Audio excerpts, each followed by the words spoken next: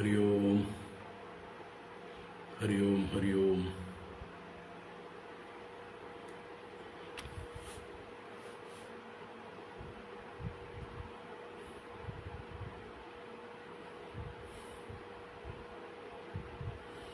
ഹരി ഓം ഹരി ഓം. എല്ലാവർക്കും നമസ്കാരം, എല്ലാവർക്കും സുസ്വാഗതം.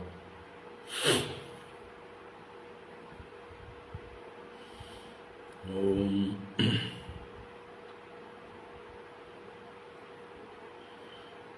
ശുക്ലാംബരധരം വിഷ്ണും ശശിവർണം ചതുർഭുജം പ്രസന്നവദനം ധ്യായേത് സർവവിഘ്നോപശാന്തയേ.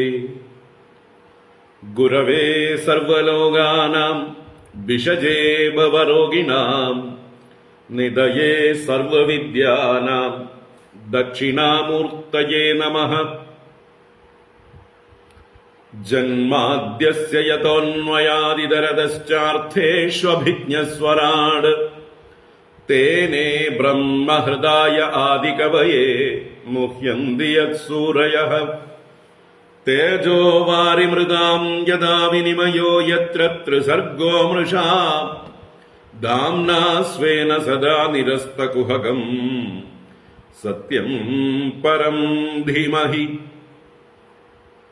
ധർമ്മഃ പ്രോജ്ജിതകൈതവോऽത്ര പരമോ നിർമ്മത്സരാണാം സതാം വേദ്യം വാസ്തവമത്ര വസ്തു ശിവദം താപത്രയോന്മൂലനം. ശ്രീമദ്ഭാഗവതേ മഹാമുനികൃതേ കിം വാ പരൈരീശ്വരഃ സദ്യോ ഹൃദ്യവരുദ്യതേത്ര കൃതിഭിഃ ശുശ്രൂഷുഭിസ്തൽക്ഷണാത്. നിഗമകൽപതരോർഗളിതം ഫലം സുഖമുഖാദമൃതദ്രവ സംയുതം പിബത ഭാഗവതം രസമാലയം മുഹുരഹോ രസികാ ഭുവി ഭാവുകാഃ.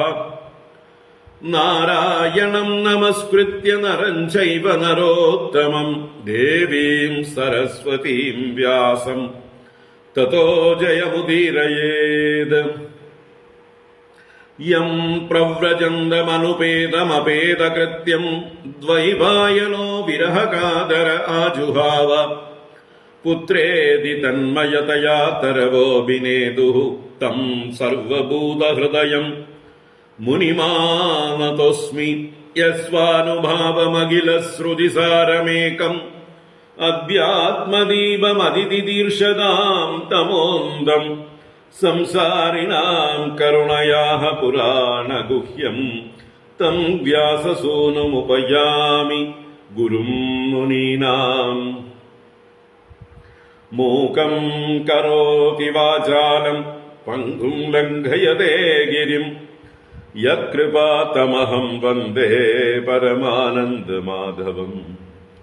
യം ബ്രഹ്മാ വരുണേന്ദ്രരുദ്രമരുതഃ സ്തുന്വന്തി ദിവ്യൈസ്തവൈഃ വേദൈഃ സാംഗപദക്രമോപനിഷദൈഃ ഗായന്തി യം സാമഗാഃ. ധ്യാനാവസ്ഥിതതദ്ഗതേന മനസാ പശ്യന്തി യം യോഗിനോ യസ്യാന്തം ന വിദുഃ സുരാസുരഗണാഃ ദേവായ തസ്മൈ നമഃ. കോമളം കൂജയൻ വേണും ശ്യാമളോയം കുമാരകഃ വേദവേദ്യം പരം ബ്രഹ്മ ഭാസതാം പുരതോ മമ. ഭൂതൈർമഹദ്ഭിര്യ ഇമാ പുരോ വിഭുഃ നിർമായശേതേ യദമൂഷു പൂരുഷഃ. ഭുങ്ക്തേ ഗുണാൻ ഷോഡശാത്മകഃ സോലങ്കൃഷീഷ്ട ഭഗവാൻ വജാംസി മേ. സച്ചിദാനന്ദരൂപായ വിശ്വോത്പത്യാദിഹേതവേ താപത്രയ വിനാശായ ശ്രീകൃഷ്ണായ വയം നുമഃ. കൃഷ്ണായ വാസുദേവായ ഹരയേ പരമാത്മനെ പ്രണതക്ലേശനാശായ ഗോവിന്ദായ നമോ നമഃ. കൃഷ്ണായ വാസുദേവായ ദേവകീനന്ദനായ ച നന്ദഗോപകുമാരായ ഗോവിന്ദായ നമോ നമഃ. നമഃ പങ്കജനാഭായ നമഃ പങ്കജമാലിനേ നമഃ പങ്കജനേത്രായ നമസ്തേ പങ്കജാംഗ്രയേ. പീതാംബരം കരവിരാജിത ശംഖചക്രകൗമോദഗീ സരസിജം കരുണാസമുദ്രം രാധാസഹായമതിസുന്ദരമന്ദഹാസം വാദാലയേശമനിശം ഹൃദി ഭാവയാമി വാദാലയേശമനിശം ഹൃദി ഭാവയാമി. ഓം നമോ ഭഗവതേ വാസുദേവായ. ഓം നമോ നാരായണായ. ഓം ശ്രീ ഗുരുവായൂരപ്പ ശരണം. ഓം നമഃ പരമഋഷിഭ്യോ നമഃ പരമഋഷിഭ്യഃ. ശ്രീ ഗുരുഭ്യോ നമഃ. ഹരി ഓം ഹരി ഓം. എല്ലാവർക്കും നമസ്കാരം. എല്ലാവർക്കും സുപ്രഭാതം, ശുഭദിനം, സുസ്വാഗതം. നാരായണ.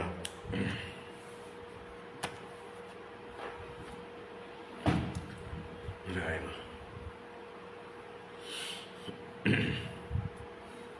എല്ലാവർക്കും ഭാഗവത ജ്ഞാനഗംഗാ പ്രവാഹത്തിലേക്ക് സുസ്വാഗതം. ഭാഗവതം അഷ്ടമസ്കന്ധത്തിലെ 22-ാം അധ്യായത്തിലേക്ക് നമ്മളിന്ന് പ്രവേശിക്കുകയാണ്.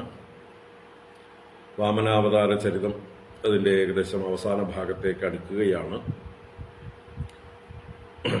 22ഉം 23ഉം അധ്യായങ്ങൾ കൂടി ബാക്കിയുണ്ട്. കഴിഞ്ഞ അധ്യായത്തിൽ നമ്മൾ ഭഗവാന്റെ പാർഷദന്മാർ മഹാബലിയെ ബന്ധിക്കുന്നതും ഭഗവാൻ മഹാബലിയോട് അങ്ങയുടെ സത്യം പാലിക്കാനായിക്കൊണ്ട് 3-ാമത്തെ അടി ഞാൻ എവിടെയാണ് വെക്കേണ്ടത്, അങ്ങെനിക്ക് വാക്ക് തന്നതാണല്ലോ എന്നുള്ള കാര്യം പറയുന്ന ഭാഗങ്ങളാണ് നമ്മൾ കണ്ടത്. അതിന് മറുപടി പറയുന്ന മഹാബലിയുടെ മറുപടിയാണ് 22-ാം അധ്യായത്തിലെ ആദ്യ ഭാഗം. ഒരു 10 ശ്ലോകങ്ങളെ കൊണ്ടാണ് മഹാബലി ഭഗവാന് മറുപടി കൊടുക്കുന്നത്. അതിനുശേഷം പിന്നീട് പ്രഹ്ലാദന്റെ വരവും പ്രഹ്ലാദൻ ഭഗവാനോട് പ്രാർത്ഥിക്കുന്ന പ്രാർത്ഥനയും ഭഗവാന്റെ അനുഗ്രഹവും അതുപോലെ മറ്റ് പലരും ഈ ഒരു കാര്യത്തിൽ അവരുടേതായിട്ടുള്ള അഭിപ്രായങ്ങൾ പറയുന്നത്, ബ്രഹ്മദേവനാവട്ടെ വിന്ധ്യാവലിയാവട്ടെ, അവരൊക്കെ ഭഗവാനെ സ്തുതിച്ചുകൊണ്ട് പറയുന്നതായിട്ടുള്ള വാക്കുകളും ഒക്കെയാണ് ഈ അധ്യായത്തിൽ അവസാനം വരെ വരുന്നത്. നമുക്കത് ആദ്യം ഒന്ന് വായിക്കാം, എന്നിട്ട് നമുക്ക് കാണാം. ഓം നമോ ഭഗവതേ വാസുദേവായ. അത ശ്രീമദ്ഭാഗവതേ അഷ്ടമസ്കന്ധേ 22-തമോऽധ്യായഃ. ശ്രീശുക ഉവാച.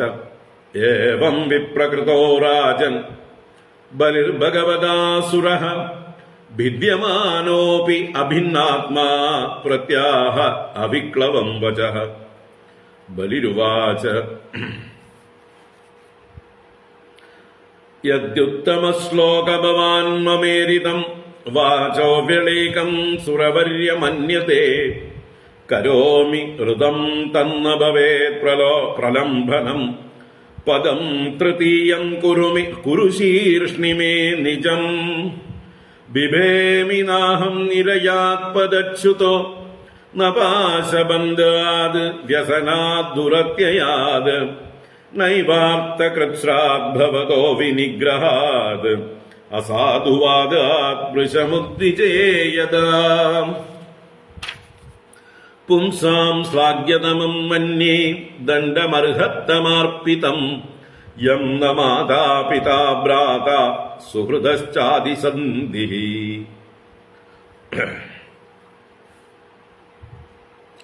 ത്വം നൂനമസുരാണാം നഃ പാരോക്ഷ്യഃ പരമോ ഗുരുഃ യോ നോ അനേകമദാന്ധാനാം വിഭ്രംശം ചക്ഷുരാദിശത യസ്മിൻ വൈരാനുബന്ധേന രൂഢേന വിബുധേതരാഃ ബഹവോ ലേഭിരേ സിദ്ധിം യാമുഹൈകാന്തയോഗിനഃ. തേനാഹം നിഗൃഹീതോസ്മി ഭവതാ ഭൂരി കർമ്മണ ബദ്ധശ്ച വാരുണൈഃ പാശൈഃ നാതിവ്രീഡേ ന ച വ്യധേ. പിതാമഹോ മേ ഭവദീയ സമ്മതഃ പ്രഹ്ലാദ ആവിഷ്കൃത സാധുവാദഃ ഭവദ്വിപക്ഷേണ വിചിത്രവൈശസം സംപ്രാപിതസ്ത്വൽപരമസ്വപിത്രാ. കിമാത്മനാനേന ജഹാദിയോന്തദഃ കിം റിക്തഹാരൈഃ സ്വജനാക്യദസ്യുഭിഃ കിം ജായയാ സംസൃതി ഹേതുഭൂതയാ മർത്യസ്യ ഗേഹൈഃ കിമിഹായുഷോ വ്യയഃ. ഇത്തം സ നിശ്ചിത്യ പിതാമഹോ മഹാൻ അഗാധബോധോ ഭവതഃ പാദപദ്മം ധ്രുവം പ്രപേദേ ഹ്യകുതോ ഭയം ജനാദ് ഭീതഃ സ്വപക്ഷക്ഷപണസ്യ സപ്തമഃ. അദാഹമപ്യാത്മരിവോസ്തവാന്തികം ദൈവേന നീതഃ പ്രസവം ത്യാജിതശ്രീഃ. ഇദം കൃതാന്താന്തികവർത്തി ജീവിതം യയാ ധ്രുവം സ്തബ്ധമതിർന ബുധ്യത്തെ. ശ്രീശുക ഉവാച തസ്യേത്തം ഭാഷമാണസ്യ പ്രഹ്ലാദോ ഭഗവത്പ്രിയഃ ആജഗാമ കുരുശ്രേഷ്ഠ രാഗാപതിരിവോദിതഃ. തമിന്ദ്രസേന സ്വപിതാമഹം ശ്രിയാ വിരാജമാനം നളിനായ ദക്ഷണം പ്രാംശും പിശങ്കംബരമഞ്ജനത്വിഷം പ്രലംബബാഹും സുഭഗം സമൈക്ഷത. തസ്മൈ ബലിർ വാരുണപാശയന്ത്രിതഃ സമർഹണം നോപചഹാര പൂർവവത്. നനാമമൂർധ്നാശ്രുവിലോലലോചനഃ സവ്രീഡ നീചീനമുഖോ ബഭൂവഃ. സ തത്ര ഹാസീനമുദീക്ഷ്യ സത്പതിം സുനന്ദനന്ദാദ്യനുഗൈരുപാസിതം ഉപേത്യ ഭൂമൗ ശിരസാ മഹാമനാ നനാമമൂർധ്നാ പുളകാശ്രുവിക്ലവഃ.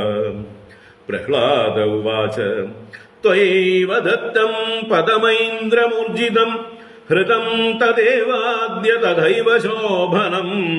മന്യേ മഹാനസ്യ കൃതോ ഹ്യനുഗ്രഹോ വിഭ്രംസിതോ യശ്രിയ ആത്മമോഹനാത്. യയാ ഹി വിദ്വാനവിമുഹ്യത്തെ യതഃ തൽക്കോ വിചഷ്ടേ ഗതിമാത്മനോ യഥാ. തസ്മൈ നമസ്തേ ജഗദീശ്വരായ വൈ നാരായണാഖില ലോകസാക്ഷിണേ. ശ്രീശുക ഉവാച തസ്യാനുശൃണ്വതോ രാജൻ പ്രഹ്ലാദസ്യ കൃതാഞ്ജലേഃ ഹിരണ്യഗർഭോ ഭഗവാനുവാച മധുസൂദനം. ബദ്ധം വീക്ഷ്യ പതിം സാധ്വീ തൽപത്നീ ഭയവിഹ്വല പ്രാഞ്ജലിഃ പ്രണതോപേന്ദ്രം ബഭാഷയ വാഗ്മുഖീ നൃപ.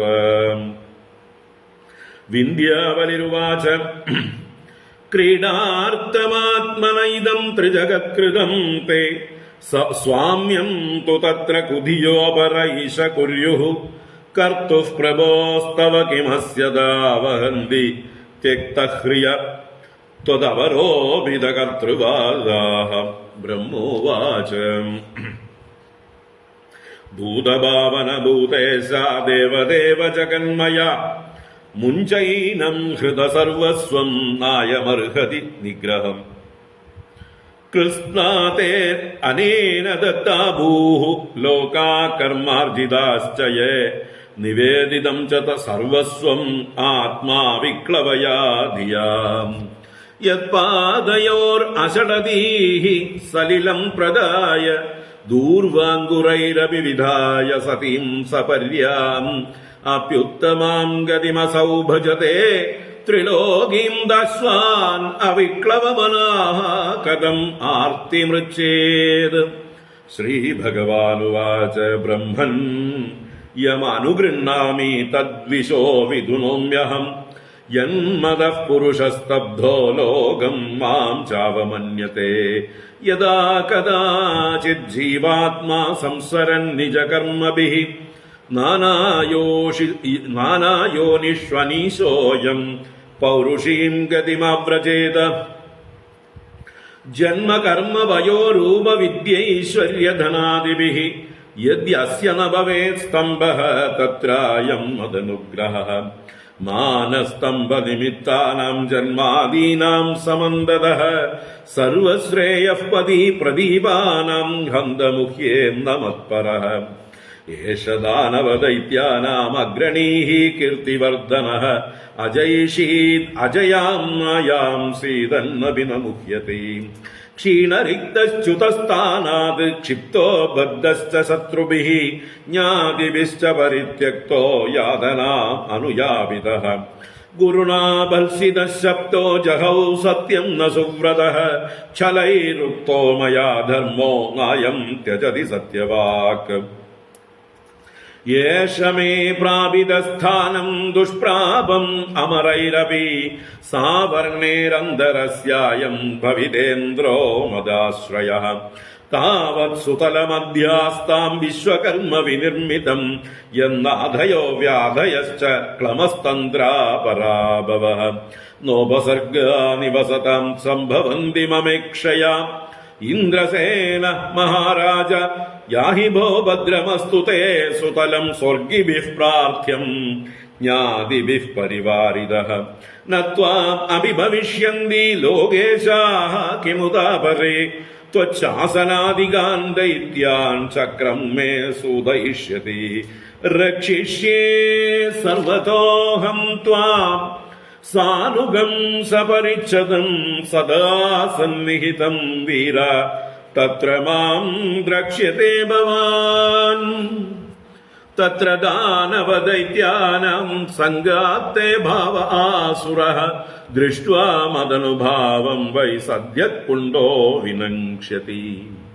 ഹരി ഓം. ഇത് ശ്രീമദ്ഭാഗവതേ മഹാപുരാണേ പാരമഹംസ്യാം സംഹിതായാം അഷ്ടമസ്കന്ധേ ബലിവാമന സംവാദോ നാമ ദ്വാവിംശതിതമോऽധ്യായഃ. സർവത്ര ഗോവിന്ദ നാമ സങ്കീർത്തനം. ഗോവിന്ദ ഗോവിന്ദ. നാരായണാഖില ഗുരോ ഭഗവൻ നമസ്തേ. നാരായണാഖില ഗുരോ ഭഗവൻ നമസ്തേ. നാരായണാഖില ഗുരോ ഭഗവൻ നമസ്തേ.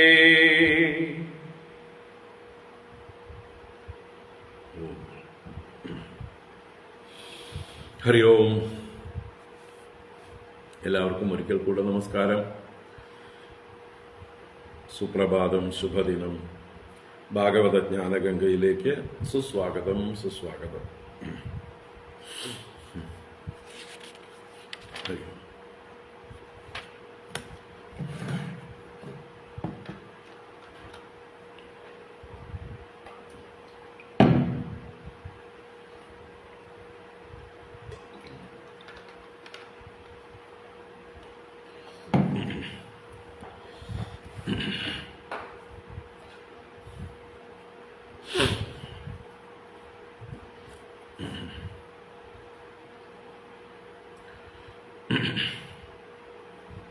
ഭാഗവതം അഷ്ടമസ്കന്ധം.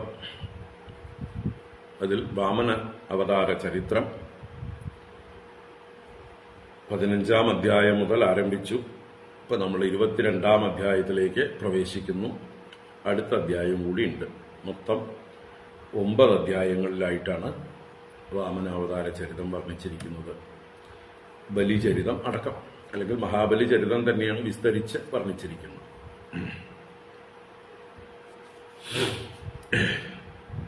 അപ്പൊ അതില് 21-ാം അധ്യായത്തില് ഭഗവാന്റെ ആ വിശ്വരൂപത്തിന്റെ തുടർച്ച ആരംഭിച്ചു. ബ്രഹ്മലോകത്തെത്തിയതായിട്ടുള്ള ഭഗവാന്റെ പാദങ്ങളെ ബ്രഹ്മദേവനും ബ്രഹ്മലോകവാസികളുമായിട്ട് പാദ അവനേചനം ചെയ്ത് തീർത്ഥം സ്വീകരിച്ചതും ആ ഭഗവാന്റെ പാദതീർത്ഥം ഗംഗയായി തീർന്നതും പറഞ്ഞു. അതിനുശേഷം ഭഗവാൻ വാമന രൂപം പൂണ്ട്, അഥവാ തന്റെ പൂർവ്വരൂപത്തെ, ചെറിയ രൂപത്തെ സ്വീകരിച്ച് മഹാബലിയുടെ മുമ്പിൽ നിന്നതും, ഈ സന്ദർഭത്തിൽ മഹാബലിയുടെ അനുചരന്മാരായ അസുരന്മാര് തമ്മിൽ നമ്മുടെ യജമാനൻ വഞ്ചിതനായിരിക്കുന്നു, അദ്ദേഹം ഇപ്പോൾ വ്രതത്തിലായതുകൊണ്ട്, ദീക്ഷയിലായതുകൊണ്ട് ആയുധമെടുക്കില്ല, അതുകൊണ്ട് അദ്ദേഹത്തെ രക്ഷിക്കേണ്ടത് ഭർതൃ ശുശ്രൂഷണം നമ്മുടെ ധർമ്മമാണ്, അതുകൊണ്ട് നമ്മൾ ഈ മഹാവിഷ്ണുവിനെ, വാമനനെ ആക്രമിക്കണം എന്ന് പറഞ്ഞ ആയുധധാരികളായി ഭഗവാന്റെ നേരെ പാഞ്ഞു ചെല്ലുന്നതും ഭഗവാന്റെ പാർഷദന്മാരായിട്ടുള്ള 14 പേര് ആ സമയത്ത് ഇവരെ തടയുന്നതും ഇവർക്ക് ഒരുപാട് നാശമുണ്ടാകുന്നതും ഈ സമയത്ത് മഹാബലി അസുരന്മാരെ തടഞ്ഞുകൊണ്ട് പറഞ്ഞതായിട്ടുള്ള വാക്കുകളൊക്കെ നമ്മൾ വിശദമായി കണ്ടു. ഇപ്പോ കാലസ്വരൂപനായിട്ടുള്ള ഭഗവാൻ നമുക്ക് പ്രതികൂലമാണ്, ദേവന്മാർക്ക് അനുകൂലമാണ്. അതുകൊണ്ട് അവൻ വിചാരിച്ചാൽ മാത്രമേ നമുക്ക് വിജയം ഉണ്ടാവുള്ളൂ. അതുകൊണ്ട് നമ്മുടെ കാലമാകുന്നത് വരെ, അവന്റെ അനുഗ്രഹം ഉണ്ടാകുന്നത് വരെ നമ്മൾ കാത്തിരിക്കുകയെന്ന് വൃത്തിയുള്ളൂ. ഇപ്പോൾ നിങ്ങൾ രസാതലത്തിലേക്ക് മടങ്ങൂ, യുദ്ധം ചെയ്തിട്ട് കാര്യമില്ല. നമ്മുടെ പുരുഷ പ്രയത്നങ്ങളൊന്നും തന്നെ ഇവന്റെ അനുഗ്രഹമില്ലെങ്കിൽ, കാലസ്വരൂപനായിട്ടുള്ള ഇവന്റെ അനുഗ്രഹമില്ലെങ്കിൽ അതൊന്നും ഏശാൻ പോകുന്നില്ല. അതുകൊണ്ട് നിങ്ങളുടെ പൗരുഷം വെടിഞ്ഞ്, നിങ്ങളുടെ ക്രോധമെല്ലാം വെടിഞ്ഞ് ഇവനെ, കാലസ്വരൂപനായിട്ടുള്ള ഇവനെ ബഹുമാനിച്ചുകൊണ്ട് രസാതലത്തിൽ പോകൂ എന്ന് പറഞ്ഞ് എല്ലാവരെയും പറഞ്ഞയച്ചു. അതിനുശേഷം ഗരുഡൻ മഹാബലിയെ വരുണപാശം കൊണ്ട് ബന്ധിച്ചു. ഭഗവാൻ ആ സമയത്ത് മഹാബലിയോട് പറഞ്ഞു, നീ കണ്ടതല്ലേ 2 പാദങ്ങളെ കൊണ്ട് ഞാൻ എല്ലാ ലോകങ്ങളും അളന്നെടുത്തത്? നീ 3 അടി മണ്ണ് തരാമെന്നല്ലേ വാഗ്ദാനം ചെയ്തിട്ടുള്ളത്? എവിടെ 3ാമത്തെ അടി? വാഗ്ദാനം ചെയ്ത് അത് നൽകാതിരിക്കുന്നതായിട്ടുള്ള നിനക്ക് നരകത്തിലാണ് വാസം എന്ന് നീ കേട്ടിട്ടില്ലേ? അതുകൊണ്ട് നീ നരകത്തിലേക്ക് പൊക്കോളൂ, നിന്റെ ഗുരുവിനാൽ അനുമോദിതനായിട്ട്. നിനക്കിനി സ്വർഗം ദൂരെ തന്നെയാണ്. കാരണം പ്രതിശ്രുതം അധ്വാനം കൊണ്ട്, അതുപോലെ അർത്തിയായി വന്നവനെ വഞ്ചിച്ചതുകൊണ്ട് നിനക്ക് സ്വർഗത്തിൽ നിന്ന് വിദൂരത്ത് വസിക്കാനാണ് വിധി. അതുകൊണ്ട് നീ എനിക്ക് വാക്ക് നൽകി വലിയ ആഢ്യനെ പോലെ അഭിനയിച്ചു, എന്നിട്ട് എന്നെ വഞ്ചിച്ചു.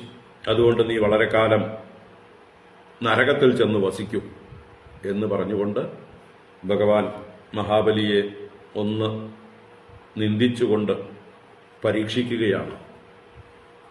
ആ പരീക്ഷയെ മഹാബലി എങ്ങനെയാണ് നേരിടുന്നത് എന്നുള്ളത് അദ്ദേഹത്തിന്റെ വാക്കുകളിലൂടെയാണ് നമ്മൾ കാണുന്നത്. 2 മുതൽ 11 വരെയുള്ള 10 ശ്ലോകങ്ങളെ കൊണ്ട് മഹാബലി ഭഗവാന് മറുപടി കൊടുക്കുന്നത് കാണാം. വളരെ മനോഹരമായിട്ടുള്ള മറുപടി. മഹാബലിയുടെ മഹത്വത്തെ അതൊന്നുകൂടെ ഊട്ടിയുറപ്പിക്കുന്നു. നമുക്ക് കണ്ടിട്ട് തുടർന്നുള്ള കഥയിലേക്കും പോകാം. പ്രഹ്ലാദന്റെ വരവും വിന്ധ്യാവലി ഭഗവാനോട് പറയുന്ന കാര്യങ്ങളും, പിന്നീട് ഭഗവാൻ ഇവരെല്ലാവരോടുമായിട്ട് പറയുന്നതായിട്ടുള്ള കാര്യങ്ങൾ, മഹാബലിയെ അനുഗ്രഹിക്കുന്ന, ഞാൻ ഇവനെ പരീക്ഷിക്കാൻ വേണ്ടി ചെയ്തതാണ്, ഇവൻ വാസ്തവത്തിൽ വളരെ ശ്രേഷ്ഠനാണ്, ഞാൻ ഇവന്റെ ദാസനായി തീരുകയാണ്, ഇവനെ സുതലത്തിലേക്കാണ് അയക്കുന്നത്, അവിടെ കാവൽക്കാരനായി ഞാനുണ്ടാവും, ഇനി ഇവനെ ആർക്കും തൊടാൻ പോലും പറ്റില്ല, മറ്റ് ദിക്പാലന്മാര് ലോകപാലന്മാർക്കൊന്നും അവന്റെ അടുത്തേക്ക് എത്താൻ പറ്റില്ല, അത്രയും യോഗ്യനായിട്ടുള്ള ആളാണ്, അദ്ദേഹത്തെ ഞാൻ രക്ഷിക്കും എന്നുള്ള ഭഗവാന്റെ പ്രതിജ്ഞ അതിമനോഹരമായിട്ടുള്ള ഭാഗങ്ങളാണ്. ഭഗവാന്റെ ഒരു അതിമനോഹരമായ നാടകമായിട്ട് വേണം നമ്മൾ ഈ അവതാരത്തെ കാണാനായിക്കൊണ്ട്. അത് മഹാബലിയുടെ മഹത്വത്തെ എടുത്തു കാണിക്കാൻ വേണ്ടിയുള്ള ഒരു നാടകം. ബ്രഹ്മണ്യാനാം അഹം ബലി എന്നുള്ള ഭഗവാന്റെ ആ വാക്ക് അന്വർത്ഥം തന്നെയാണ്. അപ്പോ നമുക്ക് കാണാം ഓരോ ശ്ലോകങ്ങളായിട്ട്. ഓം നമോ ഭഗവതേ വാസുദേവായ. അഥ ശ്രീമദ്ഭാഗവതേ അഷ്ടമസ്കന്ധേ 22-തമോऽധ്യായഃ. ശ്രീശുക ഉവാച. ഏവം വിപ്രകൃതോ രാജൻ ബലിർഭഗവദാസുരഃ ഭിദ്യമാനോപ്യഭിന്നാത്മാ പ്രത്യാഹ വിക്ലവം വചഃ. ശ്രീശുക ഉവാച. ഏവം വിപ്രകൃതോ രാജൻ ബലിർഭഗവദാസുരഃ ഭിദ്യമാനോപ്യഭിന്നാത്മാ പ്രത്യാഹ അവിക്ലവം വചഃ. ശുകബ്രഹ്മർഷി തുടരുകയാണ്. ഏവം വിപ്രകൃത രാജൻ ബലി ഭഗവത അസുര. ഹേ രാജൻ, അല്ലയോ പരീക്ഷിത്ത് മഹാരാജാവേ എന്ന് സംബോധന ചെയ്തുകൊണ്ട് ശുകബ്രഹ്മർഷി ആരംഭിക്കുന്നു. ബലിഹി അസുരഃ, അസുരഃ ബലിഹി ഭഗവത ഏവം വിപ്രകൃതഃ. ഭഗവാനാൽ ആ അസുരനായ ബലി ഇപ്രകാരം വിപ്രകൃതനാക്കപ്പെട്ടു. എന്താ വിപ്രകൃതൻ എന്ന് പറഞ്ഞാൽ ബ്രാഹ്മണനാക്കി ചെയ്യപ്പെട്ടു എന്നല്ല, അല്ലെ? വിപ്രം കൃതം അല്ല. പിന്നെയോ വിഗതം പ്രകൃതി യസ്മാത് സ വിപ്രകൃതഃ. പ്രകൃതഃ എന്ന് പറഞ്ഞാൽ സ്വഭാവത്തോടു കൂടിയവൻ, സ്വന്തം സ്വഭാവം പ്രകടിപ്പിക്കുന്നവൻ. നോർമലായിരിക്കുമ്പോഴാണ് എല്ലാ കാലം അവസ്ഥകളും പ്രോപ്പറായിരിക്കുമ്പോൾ നമ്മൾ മര്യാദക്കാരായി നമ്മൾ നമ്മുടെ സ്വഭാവത്തിനനുസരിച്ച് പെരുമാറും. എന്നാൽ ഏതെങ്കിലും തരത്തിലുള്ള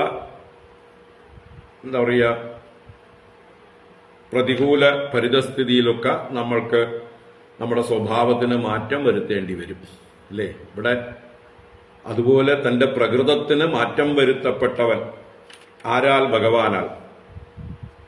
ഭഗവാൻ പ്രകൃതത്തിന് മാറ്റം വരുത്താൻ ശ്രമിച്ചു, ദീനനാക്കപ്പെടുത്താൻ അല്ലെങ്കിൽ ദീനനാക്കാൻ ശ്രമിച്ചു. പക്ഷെ എന്നിട്ടും ആ മഹാബലി തന്റെ ധൈര്യം വെടിഞ്ഞില്ല, തന്റെ സത്യസന്ധത വെടിഞ്ഞില്ല, സ്വഭാവം വെടിഞ്ഞില്ല. അതാണ് പറയാനിരിക്കുന്നത്. അപ്പൊ അതുകൊണ്ട് വിഗതം പ്രകൃതി യസ്മാത്, ആരുടെ പ്രകൃതി പോയോ അവനാണ് വിപ്രകൃതൻ. ആരുടെ പ്രകൃതിക്ക് മാറ്റമുണ്ടാകുന്നുവോ അവൻ വിപ്രകൃതൻ. ഇവിടെ അങ്ങനെ ആക്കപ്പെട്ടിട്ട് പോലും എന്നാണ് പറയാൻ പോകുന്നത്. അപ്പോ ഭഗവത അസുരഃ ബലിഹി ഏവം വിപ്രകൃതഃ അപി വിദ്യമാനോ അപി അഭിന്നാത്മാ. വിദ്യമാനഃ അപീന്നും, വിദ്യമാനൻ എന്ന് പറഞ്ഞാല് ഭേദിക്കപ്പെട്ടവൻ. ഇവിടെ ഭേദിക്കുക എന്ന് പറഞ്ഞാൽ അദ്ദേഹത്തിന്റെ ധൈര്യം, ഹൃദയം, മനസ്സിന്റെ സ്ഥൈര്യം, ഇതിനെയൊക്കെ ഭേദിക്കുക. സാമദാന ഭേദദണ്ഡം എന്ന് പറയുന്നതിലെ മൂന്നാമത്തെ ഉപായമാണ് ഭേദം. അപ്പൊ നിശ്ചയത്തെ മാറ്റാൻ വേണ്ടി ചെയ്യുന്ന പ്രവൃത്തിയാണ് ഭയപ്പെടുത്തിക്കൊണ്ട് അവന്റെ സ്ഥൈര്യത്തെ, അവന്റെ ദൃഢനിശ്ചയത്തെയൊക്കെ ഇളക്കുക. അതിനാണ് ഭേദം എന്ന് പറയുന്നത്. അപ്പൊ വിദ്യമാനോപി, പലതരത്തിൽ ഭീഷണിപ്പെടുത്തിയും മറ്റും അദ്ദേഹത്തിന്റെ സ്വഭാവത്തിന് മാറ്റം വരുത്താൻ, ഇളക്കം വരുത്താനൊക്കെ ശ്രമിച്ചിട്ട് പോലും അഭിന്നാത്മാ, ആ മഹാബലിയെ വിശേഷിപ്പിച്ചതാണ് അഭിന്നാത്മാ. അദ്ദേഹത്തിന്റെ ആത്മാവിന് യാതൊരു ഭേദവും ഉണ്ടായില്ല. ആത്മാ എന്ന് പറഞ്ഞാൽ മനസ്സ്. അപ്പൊ മനസ്സിന് യാതൊരു ചാഞ്ചല്യവും ഉണ്ടായില്ല. അദ്ദേഹത്തിന്റെ ധീരതയ്ക്ക്, സ്ഥൈര്യത്തിന്, ദൃഢതയ്ക്ക് ഒരു മാറ്റവും ഉണ്ടായില്ല. അദ്ദേഹം തന്റെ വാക്കിൽ ഉറച്ച്, തന്റെ പ്രവൃത്തിയിൽ ഉറച്ച്, തന്റെ ധർമ്മത്തിൽ ഉറച്ച്, തന്റെ സ്വഭാവത്തിൽ ഉറച്ച് തന്നെ നിന്ന് പ്രത്യാഹ അവിക്ലവം വചഃ. പ്രത്യാഹ മറുപടി പറഞ്ഞു. എന്താ പറഞ്ഞത്? അവിക്ലവം വചഃ. വൈക്ലഭ്യത്തോടുകൂടിയ വചനമല്ല. വൈക്ലഭ്യം എന്ന് പറഞ്ഞാല് നപുംസകത്വം, ക്ലീബത ഉള്ള ഭാവമാണ് വൈക്ലഭ്യം. ഒരു നിശ്ചയമില്ലാത്ത, കൺഫ്യൂസ്ഡ് ആയിരിക്കുന്ന, എന്താണ് പറയണത് എന്നറിയാത്ത, അങ്ങടും പറയും ഇങ്ങടും പറയും ചാഞ്ചാടിക്കൊണ്ടുള്ളതായിട്ടുള്ള ഭാവമാണ് വൈക്ലഭ്യം. ഇതിവിടെ അവിക്ലവം വചഃ, യാതൊരു ഇളക്കവുമില്ലാതെ, ചാഞ്ചല്യവുമില്ലാതെ, താൻ മുമ്പ് എന്ത് പറഞ്ഞുവോ അത് തന്നെ പറഞ്ഞുകൊണ്ട്, അതിന് യാതൊരു ഇളക്കവുമില്ലാതെ, മനസ്സിൽ യാതൊരു ചാഞ്ചല്യവുമില്ലാതെ, അങ്ങനെയാവണോ ഇങ്ങനെയാവണോ മാറ്റണോ ഒന്നുമില്ല. പറഞ്ഞത് പറഞ്ഞതാണ്. നിശ്ചയം നിശ്ചയമാണ്. അതിന്റെ പേരിൽ എന്ത് നഷ്ടം വന്നാലും ശരി. അപ്പൊ ആ ഒരു അവസ്ഥയിലാണ് ഇവിടെ മഹാബലി പ്രത്യാഹ അവിക്ലവം വചഃ. അപ്പൊ അത് അദ്ദേഹത്തിന്റെ ഒരു പൗരുഷത്തെ, ധീരതയെ, എന്താ പറയുക, സത്യസന്ധതയെ ഒക്കെ സൂചിപ്പിക്കുകയാണ്. അങ്ങനെയുള്ള ധീരനായിരുന്നു അദ്ദേഹം. നല്ല ഉത്തമ ക്ഷത്രിയനാണ്, ലോകം ഭരിക്കാൻ അർഹനാണ് എന്നർത്ഥം. ഭരണാധികാരികള് വളരെ ചപല ചിത്തന്മാരാവരുത്. ഇളകുന്ന മനസ്സോടുകൂടിയവരാവരുത്. ആരെങ്കിലും എന്തെങ്കിലും പറയുമ്പോൾ അതിനനുസരിച്ച് ആടിക്കൊണ്ടിരുന്നാല് ഒരിക്കലും ഒരു തീരുമാനം എടുക്കാൻ ഭരണാധികാരികൾക്ക് സാധിക്കില്ല. ഓരോരുത്തരും വന്ന് ഓരോന്ന് പറയും. ഒരാൾ വന്ന് പറഞ്ഞതിനെ വേറൊരാൾ ഖണ്ഡിച്ചുകൊണ്ട് മറ്റൊരു അഭിപ്രായം പറയും, വേറൊരാൾ വന്ന് മൂന്നാമതൊരു അഭിപ്രായം പറയും, നാലാമൻ മറ്റൊരു അഭിപ്രായം പറയും. സ്വന്തമായിട്ടൊരു തീരുമാനമില്ലാത്ത, നിശ്ചയമില്ലാത്ത, ദീർഘവീക്ഷണമില്ലാത്ത, ധീരതയില്ലാത്ത, അല്പന്മാരായിട്ടുള്ള, ചഞ്ചല ചിത്തന്മാരായിട്ടുള്ള ഭരണാധികാരികള് ഇളകിക്കൊണ്ടിരിക്കും. എന്താണ് തീരുമാനം എടുക്കേണ്ടതെന്ന് അറിയില്ല. നമ്മുടെ പൂർവ്വ പ്രധാനമന്ത്രിയെ പോലെ അല്ലേ, മൻമോഹൻ സിംഗ് ഒരു പാവ നമ്മൾ കണ്ടിരുന്നു.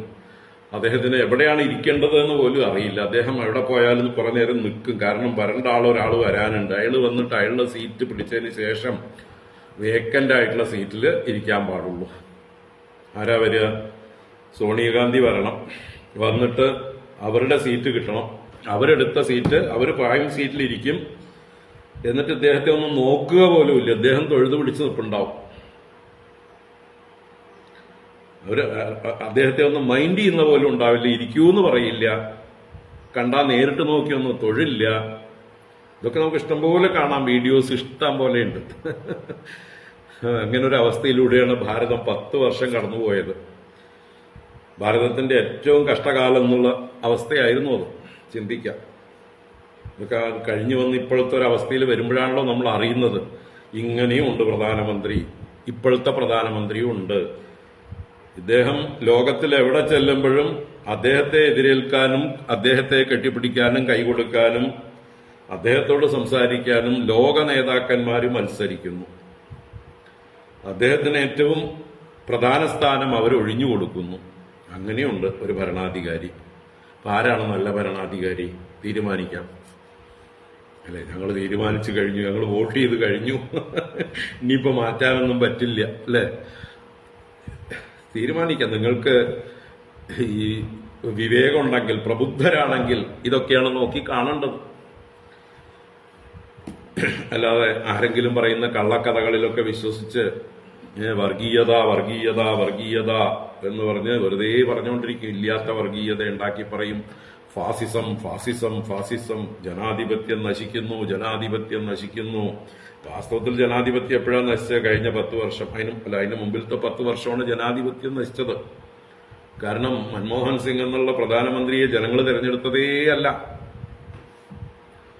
ജനങ്ങളുടെ നേരിട്ട് നിന്ന് വോട്ട് ചോദിച്ചിട്ടേ ഇല്ല. അദ്ദേഹം രാജ്യസഭയിലൂടെ വന്ന് പ്രധാനമന്ത്രി ആയാളാണ്. ലോക്സഭയിലൂടെയാണ് പ്രധാനമന്ത്രി വരേണ്ടത്. നമ്മുടെ ചരിത്രത്തിൽ അങ്ങനെ ഉണ്ടായിട്ടുള്ളൂ.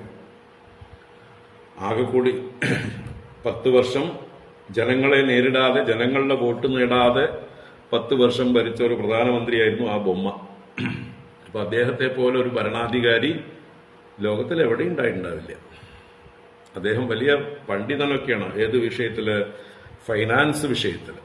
റിസർവ് ബാങ്ക് ഗവർണറൊക്കെ ആയിരുന്നു.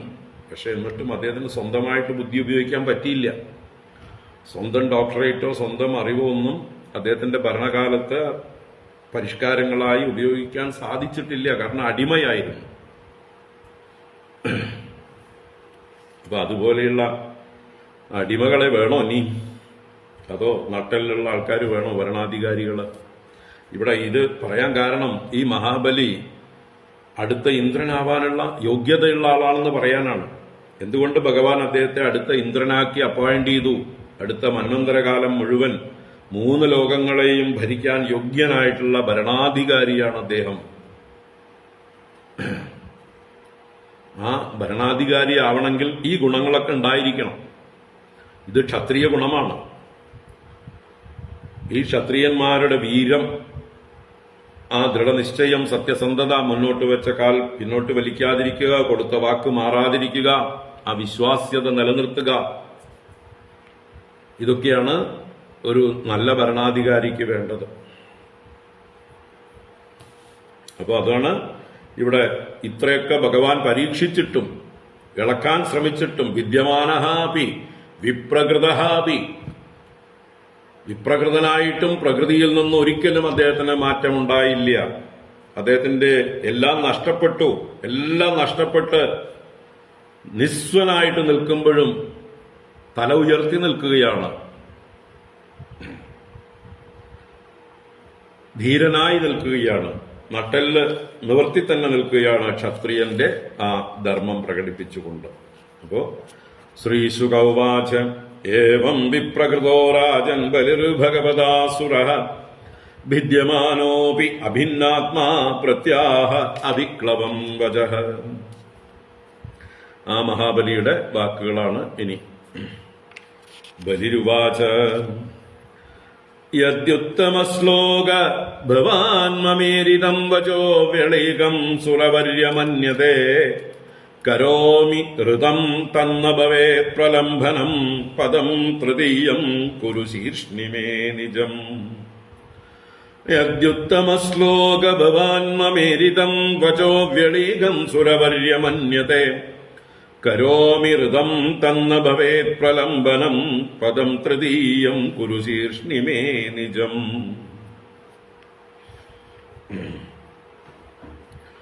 ഹേ ഉത്തമശ്ലോക സുരവര്യ. ഭഗവാനെ രണ്ട് സംബോധന. സുരവര്യ എന്ന് പറഞ്ഞാൽ സുരാണാം വര്യ, ദേവന്മാരിൽ വെച്ച് ശ്രേഷ്ഠനായിരിക്കുന്നവനേ, ദേവശ്രേഷ്ഠ, ദേവദേവ, അല്ലേ, ഇങ്ങനെ ഭഗവാനെ സംബോധന ചെയ്തു. അതോടൊപ്പം ഉത്തമ ശ്ലോക. ഉത്തമ ശ്ലോക എന്ന് പറഞ്ഞാല് ആരെ ശ്ലോകം ചെയ്യുന്നതാണോ ഉത്തമം, ആരെ ശ്ലോകം ചെയ്താലാണോ നമുക്ക് ഉത്തമമായ ഫലം ലഭിക്കുക, ഉത്തമമായ പുണ്യവും ചിത്തശുദ്ധിയും അതിലൂടെ നമ്മുടെ ജന്മ സാഫല്യവും നേടാൻ കഴിയുക. ഭഗവാനെ സ്തുതിക്കും തോറും നമ്മൾക്ക് തത്വത്തോടടുക്കാം. ഈശ്വര തത്വം, ബ്രഹ്മസാക്ഷാത്കാരം, ആത്മസാക്ഷാത്കാരം എന്നൊക്കെ പറയുന്നതിനോട് അടുക്കാൻ കഴിയുന്നത് ഭഗവാനെ സ്തുതിക്കുമ്പോഴാണ്. അല്ലാതെ ലോകത്തിലെ ഏത് വസ്തുവിനെ ആരെ എന്ത് സ്തുതിച്ചിട്ടും നമ്മൾ അകന്നകന്ന് പോവുകയാണ് ചെയ്യുക. ആ സത്യം പരം ധീമഹി എന്നുള്ള നമ്മുടെ ആ ധ്യാനത്തിൽ നിന്ന്, ആ ചിന്തയിൽ നിന്ന് നമ്മൾ അകന്നകന്നു പോകുന്നതാണ് ബാക്കി ലോകത്തിൽ ആരെ സ്തുതിച്ചാലും. അപ്പോൾ ആരെ സ്തുതിച്ചാലാണോ നമ്മൾ പരമസത്യത്തോട് ചേർന്ന് നിൽക്കുക, ആത്മസാക്ഷാത്കാരം സാധിക്കുക, അന്ധക്കരണ ശുദ്ധി ഉണ്ടാവുക, പുണ്യം ഉണ്ടാവുക, അങ്ങനെയുള്ള സ്തുതിക്ക് പാത്രമായിരിക്കുന്നവനെ ഉത്തമ ശ്ലോക എന്നുള്ളതുകൊണ്ട് അങ്ങയുടെ പ്രവൃത്തികളൊക്കെ ഗംഭീരമാണ് എന്നുള്ള അർത്ഥത്തിലും മറ്റൊരർത്ഥത്തിൽ അങ്ങ് ഉത്തമ ശ്ലോകനല്ലേ, അങ്ങയെ കീർത്തിക്കുന്നത് ഏറ്റവും ഉത്തമമായിട്ടുള്ള കാര്യമാണല്ലോ, അപ്പൊ അങ്ങ് ഇങ്ങനെയൊക്കെ പറയാവോ എന്ന മട്ടിലും, അല്ലേ, അങ്ങ് ചെയ്തതല്ലേ ഒരു കണക്കിന് വഞ്ചന എന്നുള്ള അർത്ഥവും ഉണ്ടോ എന്ന് അറിയില്ല, മഹാബലി ഉദ്ദേശിച്ചിട്ടുണ്ടോന്ന്. ഉത്തമ ശ്ലോകനായ അങ്ങ് 3 അടി മണ്ണ് ചോദിച്ച് 2 അടി കൊണ്ട് തന്നെ എല്ലാം അളന്നെടുത്ത് ഇനിയും എന്നെയും പരീക്ഷിക്കണോ, ഞാനാണോ തെറ്റുകാരൻ, നേരെ ഞാൻ ചെയ്തതാണോ അസത്യം, അങ്ങ് ചെയ്തതാണോ അസത്യം എന്നൊക്കെയുള്ള പരോക്ഷമായിട്ടുള്ള സൂചന ഉണ്ടോ എന്നും ചിന്തിക്കാം. അതിന്റെ ആവശ്യമില്ല, കാരണം അതൊക്കെ വികലമായിട്ടുള്ള ചിന്തയാണ്. ഭഗവാനെ സംബന്ധിച്ച് ഉത്തമ ശ്ലോക എന്ന് പറയുമ്പോൾ അതിന് ഏറ്റവും പ്രധാനമായിട്ടുള്ള അർത്ഥം, ഏതൊരുവനാണോ ഏറ്റവും നന്നായി സ്തുതിക്കപ്പെടേണ്ടവൻ, അവന്റെ പ്രവൃത്തികളുടെ രഹസ്യം ആർക്കും അറിയില്ല. അവൻ ചെയ്യുന്ന പ്രവൃത്തികളുടെ രഹസ്യം ആർക്കും അറിയില്ല. അതുകൊണ്ട് അവൻ എന്ത് ചെയ്താലും അതിനെ സ്തുതിക്കുകയാണ് വേണ്ടത്. അപ്പൊ ആ രഹസ്യം അറിയാറാവും, കൂടുതൽ കൂടുതൽ ഭഗവാനോട് അടുക്കാറാവും. ഇതെന്തായാലും ഉത്തമ ശ്ലോക എന്ന് വിളിച്ചു. എന്നിട്ട് ഭവാൻ മമ ഈരിതം വചഃ വ്യളീകം മന്യതേ യതി. ഭവാൻ അങ്ങ് മമ ഈരിതം വചഃ എന്നാൽ പറയപ്പെട്ടതായിട്ടുള്ള വാക്കുണ്ടല്ലോ, അത് വ്യളീകം മന്യതേ യതി. വ്യളീകം എന്ന് പറഞ്ഞാൽ കപടം, വഞ്ചന, അസത്യം ഒക്കെ അർത്ഥം. അപ്പൊ അത് അങ്ങ് അസത്യമാണ് എന്ന് മന്യതേ കരുതുന്നു യതി എങ്കിൽ, ഞാൻ പറഞ്ഞത് കാപട്യമാണ്, നുണയാണ്, അസത്യമാണ് എന്ന് അങ്ങേക്ക് തോന്നുന്നു എങ്കിൽ, ഭവാൻ വെളീകം മന്യതേ യതി ഋതം കരോമി. അതാണ് കരോമി ഋതം, കരോമൃതം എന്ന 3ാമത്തെ വരി. കരോമി പ്ലസ് ഋതം. ഋതം എന്നാൽ വീണ്ടും സത്യം. കരോമി അഹം കരോമി, ഞാൻ വീണ്ടും സത്യം ചെയ്യുന്നു. മുമ്പ് പറഞ്ഞ അതേ വാക്കിൽ തന്നെ ഞാനിതാ ഉറച്ചു നിൽക്കുന്നു എന്നാണ്. ഞാനത് മാറ്റിയിട്ടില്ല. സാഹചര്യത്തിനനുസരിച്ച് ഞാൻ മാറ്റിയില്ല. ഇപ്പൊ സാഹചര്യമൊക്കെ മാറി. ഞാൻ അന്ന് വാക്ക് തരുമ്പോ അങ്ങ് വാമനനായിരുന്നു, അങ്ങയുടെ 3 അടിക്കാണ് അങ്ങ് ചോദിച്ചത്. പക്ഷെ ഇപ്പതാ 2 അടി കൊണ്ട് സർവസ്വവും അളന്നെടുത്ത് കഴിഞ്ഞിരിക്കുന്നു. ഇപ്പൊ എന്റെ കയ്യിൽ ഒന്നുമില്ല. ഈ അവസ്ഥയിലും ഞാൻ സത്യം തന്നെ പറയുന്നു. ഋതം വച്മി അഥവാ ഋതം കരോമി, ഞാൻ ഋതത്തെ തന്നെ പറയുന്നു. തത് പ്രലംബനം ന ഭവേത്. തത് ഞാൻ പറഞ്ഞ വാക്ക്, മുമ്പ് പറഞ്ഞ വാക്ക് പ്രലംബനം. പ്രലംബനം എന്ന് പറഞ്ഞാല് വഞ്ചന, വിശ്വാസ വഞ്ചനയായിട്ട് ന ഭവേത്, ഭവിക്കാൻ പാടുള്ളതല്ല, മിഥ്യയായി ഭവിച്ചുകൂടാ. അങ്ങയെ മുമ്പ് ഞാൻ 3 അടി തരാമെന്ന് വിശ്വസിപ്പിച്ച് ഇപ്പോ മാറ്റി പറഞ്ഞു കഴിഞ്ഞാൽ, തരില്ല എന്ന് ഞാൻ എന്റെ നിസ്സഹായത പറഞ്ഞു കഴിഞ്ഞാൽ അത് പ്രലംബനമാകും, വഞ്ചനയാകും. അത് ഭവിക്കാൻ പാടില്ല. അതുകൊണ്ട് എനിക്ക് പറയാനുള്ളത് കേൾക്കണം.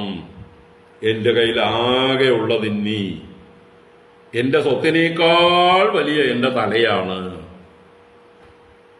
അതുകൊണ്ട് അങ്ങയുടെ തൃതീയം പദം, നിജം തൃതീയം പദം, നിജം എന്ന് പറഞ്ഞാൽ അങ്ങയുടേതായിട്ടുള്ള തൃതീയം പദം, 3ാമത്തെ കാൽവെപ്പ്, മേ ശീർഷ്ണി കുരു, എന്റെ ശിരസിൽ ചെയ്താലും. മമ ശീർഷ്ണി കുരു, എന്റെ ശിരസിൽ കാലെടുത്ത് വെക്കൂ. കാരണം ഈ സ്വത്തൊക്കെ ഞാൻ ഉണ്ടാക്കിയതാണ്. അപ്പോ ആരാ വലുത്? സ്വത്തോ വലുത്, ഞാനോ വലുത്? എനിക്ക് ഇത്രയും സ്വത്ത് ഉണ്ടാക്കാൻ പറ്റുമെങ്കിൽ സ്വത്തിനേക്കാൾ വലിയവൻ സ്വത്തിന്റെ ഉടമസ്ഥനാണ്. അപ്പൊ ഉടമസ്ഥനായിട്ടുള്ള എന്റെ ശിരസാണ് ഏറ്റവും വലുത്, വിലപിടിച്ചത്. അതിനെ ഞാനിതാ തരികയാണ്. അല്ലേ? അവനവനേക്കാൾ വലുതല്ലല്ലോ അവനവന്റെ സ്വത്ത്. നമ്മുടെ സ്വത്തിനെ ഉപേക്ഷിച്ചിട്ടാണെങ്കിലും പ്രാണനെ രക്ഷിക്കണം. അവനവന്റെ പ്രാണൻ, അവനവന്റെ ശരീരം, അവനവന്റെ ജീവൻ, അതാണ് ഏറ്റവും വിലപിടിച്ചത്. നമ്മുടെ നിന്ന് ഉള്ള സ്വത്തിനെ തട്ടിപ്പറിക്കാനായിട്ട് ആരെങ്കിലും വന്നാല്, ആയുധങ്ങളുമായി നമ്മളെ വളഞ്ഞു കഴിഞ്ഞാൽ അവർക്ക് ആ സ്വത്തിനെ വിട്ടുകൊടുക്കുക, അവനവന്റെ രക്ഷ നോക്കുക. നിങ്ങൾക്ക് എന്താ വേണ്ടത്? ഇതല്ലേ വേണ്ടതാ, കൊണ്ടുപോയിക്കോളൂ, എന്നെ വിടൂ എന്ന് പറഞ്ഞിട്ട് അവിടുന്ന് കഴിച്ചിലാവാം. അതാണ് സാധാരണ എല്ലാവരും ചെയ്യുക. കള്ളന്മാരൊക്കെ അതാണ്. ആയുധങ്ങളുമായിട്ട് വന്ന് നമ്മളെ ഭീഷണിപ്പെടുത്തും. മര്യാദയ്ക്ക് മാല ഊരിത്തരൂ, ഇല്ലെങ്കിൽ നിന്നിപ്പോ ശരിയാക്കുന്ന പറയുമ്പോൾ നമ്മൾ വേഗം മാല ഊരി കൊടുക്കും. മാലയൊക്കെ പിന്നെ ഉണ്ടാക്കാം ഇഷ്ടം പോലെ. ആള് ജീവനോടെ ഉണ്ടെങ്കിലല്ലേ മാല ഇടാൻ പറ്റുള്ളൂ. ഇപ്പൊ ഞാൻ ബലം പിടിച്ചു തന്നിട്ട് എന്റെ ജീവനും പോയിട്ട് അവൻ മാലയും കൊണ്ടുപോകും, എന്റെ ജീവനും പോകും. രണ്ടും പോകുന്നതിനേക്കാൾ ഭേദം മാല മാത്രം പോകുന്നതാണ്. അതുകൊണ്ട് എന്നാ പിടിച്ചോന്ന് പറഞ്ഞ് കൊടുത്തിട്ട് ജീവനും കൊണ്ട് രക്ഷപ്പെടുകയാണ് സാധാരണ പതിവ്. അപ്പോ ഇവിടെ എനിക്ക് ഏറ്റവും പ്രിയപ്പെട്ടതായിട്ടുള്ള എന്റെ ശരീരം, എന്റെ വ്യക്തിത്വം, എന്റെ ബുദ്ധി, എന്റെ അഹങ്കാരം, ഇതിന്റെയൊക്കെ സ്ഥാനം അതിന്റെ മൂർധാവാണ്. ആ മൂർധാവില് അങ്ങ് പാദം വെച്ച് 3ാമത്തെ അടി അളന്നെടുക്കൂ, എന്നെ തന്നെ അളന്നെടുക്കൂ എന്നാണ് ഇവിടെ പറയുന്നത്. അപ്പൊ ഇവിടെ ഈ മഹാബലിയുടെ ശരീരം ഭഗവാന്റെ വിശ്വരൂപത്തിൽ നേരത്തെ കണ്ടു കഴിഞ്ഞതാണ്. അപ്പൊ പിന്നെ ഇവിടെ എന്താ ഉള്ളത് ബാക്കി? ശരീരമല്ല ഇവിടെ കൊടുക്കുന്നത്, തന്റെ അഹങ്കാരത്തെയാണ് കൊടുക്കുന്നത്, മിഥ്യയായ അഹങ്കാരം. ശരീരം കൊടുക്കാനില്ല, അത് ഓൾറെഡി ഭഗവാന്റേതാണ്. ഇനി അഹങ്കാരവും ഭഗവാന്റെ തന്നെയാണ്. ഭഗവാനിൽ നിന്നാണ് പ്രകൃതികളൊക്കെ ഉണ്ടായത്, അല്ലേ? പ്രകൃതിയിൽ നിന്നാണല്ലോ അഹങ്കാരതത്വം ഉണ്ടായത്. അഹങ്കാരതത്വത്തിൽ നിന്നാണ് സാത്വിക, രാജസ, താമസ അഹങ്കാരങ്ങളും അതിൽ നിന്ന് മറ്റ് തത്വങ്ങളെല്ലാം ഉണ്ടായി വന്നു. അപ്പൊ എല്ലാം ഭഗവാന്റെ തന്നെയാണ് എന്നുള്ളതായിട്ടുള്ള ഒരു സമർപ്പണമാണ് ഇവിടെ.